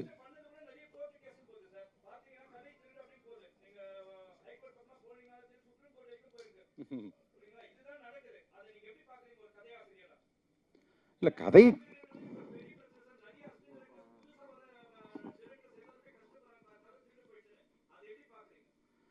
இல்லை இன்டெலெக்சுவல் ப்ராப்பர்ட்டி திருட்டு தானே. அதுக்கு பேர் திருடுறவங்களுக்கு திருடன்னு தான் சொல்ல முடியும். பட் நிறையா நம்ம பாதுகாப்பாக இருந்துக்க வேண்டியதாக இருக்குது. வீட்டை பூட்டிக்கிற மாதிரி நம்ம கதையும் பத்திரமா வச்சுக்கிறது நம்மளுடைய பொறுப்பு தான் அது. குகன் சார், தேட்டரில் வந்து பார்க்கிங், சமோசா இதெல்லாம் சொன்னீங்க. ஆனால் இப்போ சமீபத்தில் சல்லியர்கள் படம் வந்து மாலில் கூட வெளியிடலையே, அதை பற்றி யாரும் பேச மாட்டீங்க. ஒரு படம் வந்து தேட்டருக்கு வந்தால் தான் முதல்ல அவங்களுக்கு பிஸ்னஸ்ஸு. நீங்கள் அப்போ கூட யாருமே குரல் கொடுக்கல தமிழ் இண்டஸ்ட்ரியில். தான் படம் வரும்போது தான், வலிக்கும் போது தான் எல்லாத்தையும் சொல்கிறீங்க. இது காலகாலமாக உங்களுக்கு தெரியாதா? பார்க்கிங் இருக்குது, சோமாஸ் விற்கிறானுங்க, சமோசா விற்கிறானுங்க, வாட்டர் பாட்டில் எடுத்து போகக்கூடாது, வெளியிலேருந்து தின்பண்டங்கள் வாங்கிட்டு போகக்கூடாதுன்னு எப்போத்தையோ கொண்டு வந்தாங்களே. அன்னைக்கு குரல் கொடுக்காம இன்னைக்கு குரல் கொடுத்துட்ருக்கீங்க. இல்லை, நீங்கள் கேட்ட கேள்வி 2 கேள்வி. ஒன்று வந்து கேன்டீனோட ரேட் பற்றி நம்ம பேசினோம், அதை பற்றி அது செகண்ட். ஃபஸ்ட்டு கேள்வி வந்து சல்லியர்கள் படத்துக்கு ஏன் குரல் கொடுக்கலன்ட்டு. கூடுமான விரைவில் நீங்கள் பார்த்தீங்கன்னா ப்ரொடியூசரே வந்து ப்ரெஸ் மீட்டில் தான் கன்வே பண்ணார். அப்போ ப்ரெஸ் மீட்டில் சொன்னதுக்கு மேலே ஒரு குரல் வேண்டுமான்னு கேட்டிங்கன்னா அதுவே போதுமான குரல் தான். அதுவே பலமாகவும் ஒலிச்சிருச்சு. எல்லாத்துக்குமே போய் சேர வேண்டிய இடம் எல்லா இடத்துலையுமே போய் சேர்ந்துருச்சு. அது ஒன்று. இன்னொன்று வந்து அதுக்கு எந்த மாதிரியான முடிவுகள் எடுக்கிறோம், எந்த மாதிரியான ஒரு ஜேர்னி எடுக்கிறோம் அப்படிங்கிறது ரொம்ப முக்கியம். அது அவரோட ஒரு மெத்தட் தான். அது வந்து அதே அடுத்த வாரம் தள்ளி வந்திருக்கலாம். அதில் ஒரு எப்படி ஒரு நல்லது இருக்கோ அதே மாதிரி ஒரு கெட்டதும் இருக்குது. அந்த மாதிரியான சில ப்ராப்ளம்ஸ் இருக்குது அப்படின்னா அதை நம்ம சால்யூஷன் பார்க்கலாம் முடிஞ்ச வரைக்கும். அதுதான் அந்த மாதிரி போயிருந்துருக்கலாம். எப்பவுமே ஒரு திரைப்படம் திரைக்கு வர்றது ரொம்ப முக்கியம். அதுக்கு உண்டான வழிமுறைகளில் இன்னும் கொஞ்சம் எஃபோர்ட் எடுத்துருக்கலாம். அதுக்குண்டான ப்ராப்ளம் இருக்குது. பட் அது எவ்வளோ சொல்ல முடியுமோ அவ்வளோ சொல்லிட்டார். அதுக்கு மேலே மறுபடியும் அதை ஆம்ப்ளிஃபை பண்ண வேண்டியதில்லைன்னு நினைக்கிறேன். இல்லை, மால் போன்ற திரையரங்கில் பெரிய இடத்துங்கள்லாம் பார்த்தீங்கன்னா சிறு படங்கள் உள்ளே கூட நுழைய முடியல. அப்போ உங்கள் படமும் ரேட்டுன்னு சொல்லிட்டாங்கன்னா நிறுத்திடுவீங்களா? தேட்டருக்கு போக மாட்டீங்களா? எல்லா மால்லையும் தான். சின்ன டப்பா தேட்டரில் போட்டாலும் படம் நல்லா இருக்குன்னா மால் தேட்டர் தானே கூப்பிடுவோம். புரியுதா உங்களுக்கு? அப்புறம் ரெண்டாவது இன்னொன்று, சினிமா பற்றி இவ்வளோ பேசுகிறோமே, டிக்கெட் ரேட்டெல்லாம் பேசுகிறோமில்ல, இனிமேல் சினிமா என்ன ஆகும் தெரியுங்களா? இன்டர்வல் வரைக்கும் 120, இன்டர்வலுக்கு அப்புறம் பார்த்தீங்கன்னா 120. பாதி வரைக்கும் பார்த்துட்டு நல்லா இல்லைன்ட்டு வெளியே போனீங்கன்னா உங்களுக்கு 120 ரூபா மிச்சம். செகண்டாகவும் பார்க்குற மாதிரி இருந்தால் 240 ரூபா கொடுக்கணும். இப்படியெல்லாம் சினிமா வந்தாலும் வரும். நான் இப்போ எதுக்கு சொல்கிறேன்னா, ஒரு ஃபேமிலி இன்றைக்கி ஒரு சராசரி ஒரு மீடியம் ஃபேமிலியில் ஒரு 4 பேர் 2 குழந்தைகளோட 4 பேர் போகிறாங்க, ஹஸ்பண்ட் ஒய்ஃப். ஒரு படம் பார்க்குறதுக்கு 4 பேருக்கு 150 ரூபா டிக்கெட் போட்டால் என்னாச்சு? 600 ரூபாச்சா? அவ்வளோதான் செலவு பண்ண முடியும். மீறி போனால் உள்ளே ஒரு 200 ரூபா செலவு பண்ணலாம் இந்த குழந்தைகளுக்கு. ஒரு ஃபேமிலி சினிமாவுக்கு போயிருக்கு, படம் பார்த்துட்ருக்காங்க. குழந்தைங்க ஃபஸ்ட் ஹாஃபில் சும்மா விழுந்து சிரிக்குது, அவ்வளோ காமெடி. செகண்ட் ஹாஃப் ஸ்டார்ட் பண்ணான், பயங்கர காமெடி செகண்ட் ஹாஃபில். ஆனால் குழந்தைங்க அழுதுகிட்டே இருக்கு, சிரிக்கல. ஏன்னா இன்டர்வலில் அங்கே அப்பா வந்து பாப்கார்ன் வாங்கி தரல. 300 ரூபா 400 ரூபாய் பாப்கார்ன் வாங்கலை, குழந்தை அழுகுது. அப்போ ஒரு ஃபேமிலி என்பவங்க ஒரு 500 ரூபா 600 ரூபா மீறி போனால் ஒரு 800 ரூபா ஒரு ஃபேமிலி படம் பார்க்குறது போய் 2500 ரூபா தூக்கிட்டு போக வேண்டியது இருக்குது.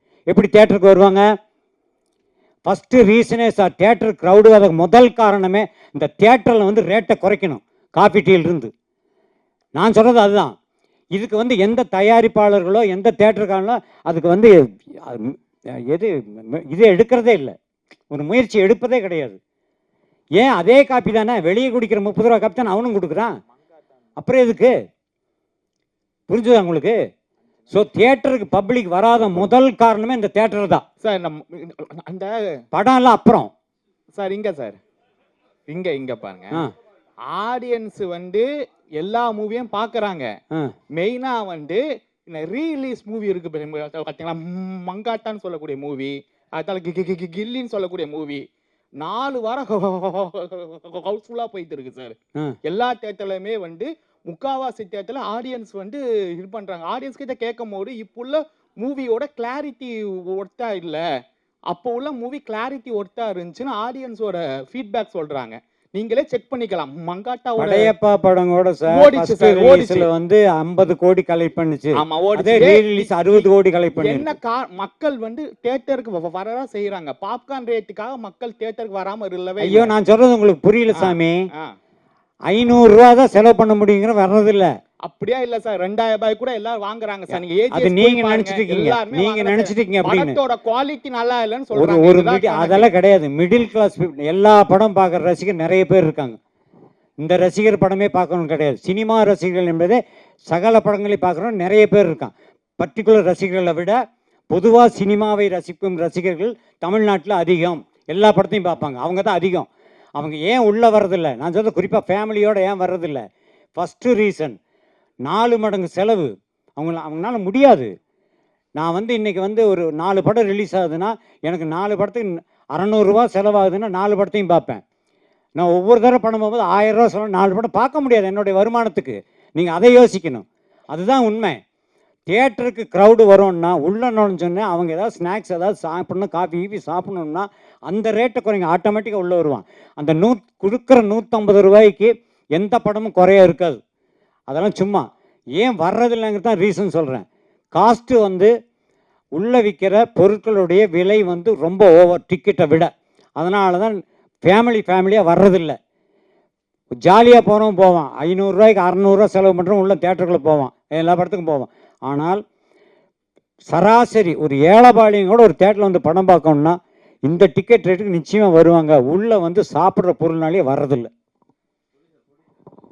தமிழ் சினிமாவில் ஜாதி பிரச்சனைகள் அதிகம் வந்துருச்சு. அதை பற்றி என்ன நினைக்கிறீங்க? ஏன்னா ஜாதி படங்களா? ஆமாம், இப்போ சினிமா வந்து நம்ம படம் எடுக்கணும்னு வச்சிங்களேன், நீங்கள் புதுசாக வரீங்க, ஒரு நல்ல கதையை தான் தேர்ந்தெடுப்பீங்க. ஆனால் சினிமான்றது மாற்றிட்டாங்க. இப்போ 2 பக்கம் ஜாதிகள் அப்படின்னு ஆக்கிட்டாங்க. நீ ஒன்று எடுத்தா நான் ஒன்று எடுப்பேன். இதை எப்படி பார்க்குறீங்க? நான் ஏற்கனவே சொன்ன மாதிரி நான் எல்லாத்தையும் ஒன்றா பார்க்குறேன். வழக்கறிஞருங்கிறது ஒரு பெருமையாக இருக்குது. இந்த கமிஷன் ஒரு விஷயம் சொன்னீங்கல்ல, இதை தடுக்கிறதுக்கு ஒரு வழக்கறிஞராக நீங்கள் என்ன பண்ணீங்க? இது வந்து வழக்கறிஞராக ஒன்றுமே பண்ண முடியாது சார். இது எப்படி இருக்குன்னா, இப்போ நான் வந்து உங்களுக்கு 100 ரூபா கொடுக்குறேன், இவர் தான் மிடில் மேன் வச்சுக்கோங்களேன். உங்ககிட்ட 100 ரூபா கொடுங்கன்னு நான் கொடுக்குறேன். நீங்கள் இவர்கிட்ட நீ எனக்கு 100 ரூபா வாங்கி கொடு, நான் உனக்கு 10 ரூபா கொடுக்குறேன்னு வச்சுக்கோங்களேன். நான் போய் எப்படி வழக்குப்பட முடியும்? இப்போ நீங்கள் என்கிட்ட வந்து நான் என்கிட்ட 100 ரூபா நீங்கள் கொடுக்கணும், நீங்கள் 100 ரூபா தரல, இவர் 10 ரூபா எடுத்துட்டான்னு சொன்னால் நான் வழக்கு போடலாம். இது வந்து அவங்களோட அண்டர்ஸ்டாண்டிங். நான் என்ன சொல்கிறேன்னா, நான் உங்ககிட்ட டைரெக்டாக பேசுகிறேன், நீங்கள் என்கிட்ட டைரெக்டாக பேசுகிறீங்க. எதுக்கு இன்னொரு ஆள் அப்படி கொடுக்கணும்னா நீங்கள் என்கிட்ட 90 ரூபா வாங்கிட்டு 10 ரூபா கொடுக்கணும். இதில் இன்னொரு விஷயம் தெரியுமா? துணை நடிகர் சங்கமும் சரி, ஃபைட் மாஸ்டர் அசோசியேஷனும் சரி, டான்ஸ் மாஸ்டர் அசோசியேஷனும் சரி, சம்பளத்தில் ஒரு விஷயம் பிடித்தம் பண்ணுறாங்க. உங்களுக்கு தெரியுமா? தெரியும் சார். அதுக்கு பேர் என்ன? அது அவங்க யூனியனை ரன் பண்ணுறதுக்கு அவங்க வச்சுருக்காங்க. பட் அது வந்து டிரான்ஸ்பரண்ட்டாக எல்லாத்துக்கும் தெரிஞ்சு வருது. அதுக்கு அவங்க பில் கொடுக்குறாங்க. அந்த பில்லுலாம் அவங்க எவ்வளோ சார்ஜுன்னு போட்டிருக்காங்க. பட் இதுக்கு பில் கிடையாது. இது நம்பிக்கையில் சார். இது வந்து கமிஷன் வந்து நம்பிக்கை மோசடி சார். ஒருத்தவங்க நம்பிக்கையை வந்து சேலஞ்ச் பண்ணணும்னு வச்சுக்கோங்களேன், அது வேறு எதுவுமே அதை விட கேவலமான விஷயம் எதுவும் கிடையாதுன்னு நான் நினைக்கிறேன். ஏன்னா நான் எல்லாத்தையும் நம்புகிறேன். அந்த மாதிரி அவங்க பண்ணும்போது எனக்கு ரொம்ப ஹர்ட் ஆகுது. என்னடா காசு தானடா அப்படின்னு சொல்லிட்டு. Okay, thank you. படம் வந்து February 6 ரிலீஸ் ஆகுது. ஸோ எல்லாருமே வந்து உங்களுடைய சார், எனக்கு இந்த ஜாதி மதம் அதிலெல்லாம் வந்து நம்பிக்கை இல்லை. எனக்கு எல்லாருமே ஈக்குவல்னு நினைக்கிறவன். ரொம்ப முக்கியமான விஷயம் என்னன்னா, நீங்கள் எல்லாத்தையும் ஈக்குவல் நினச்சிங்கன்னு வச்சுக்கோங்களேன், நீங்கள் படத்தை படமாக பார்ப்பீங்க. நான் சொல்கிறது அதுதான். இப்போ ஃபார் எக்ஸாம்பிள் ரீசெண்டாக சிறை படம் வந்துச்சு இல்லைங்களா, அதில் ஒரு ஷார்ட் நான் அந்த இன்ஸ்டாவில் பார்க்கும்போது அதை பற்றி டிஸ்கஸ் பண்ணிட்டு இருந்தாங்க. ஒரு கோர்ட்டுக்கு வெளியே வந்து இவர் இது பண்ணுவார், நமாஸ் பண்ணுவாங்க, சாப்பிடு. எனக்கு அது பார்க்கும்போது எனக்கு சீனாக தான் தெரிஞ்சுது. ஏன்னா எனக்கு அவரும் ஒன்று தான், அவங்களும் ஒன்று தான், ரைட்டுங்களா? அந்த மாதிரி உங்கள் மதம் உங்கள் ஜாதி உங்களுக்கு பெருசுன்னு தெரிஞ்சாதான் நான் இந்த ஜாதியில் இருக்கேன், நான் அவனை மதிக்கிறேன்னு அது சொல்கிறதே கேவலம்னு நினைக்கிறேன் சார். எல்லாருமே ஒன்று தானே அப்படின்னு நீங்கள் நினச்சி பாருங்கள். உங்களுக்கு எல்லா படமுமே படமாக தெரியும், கதையாக தெரியும். அதுக்கப்புறம் வேறு எதுவுமே கிடையாது இதில்.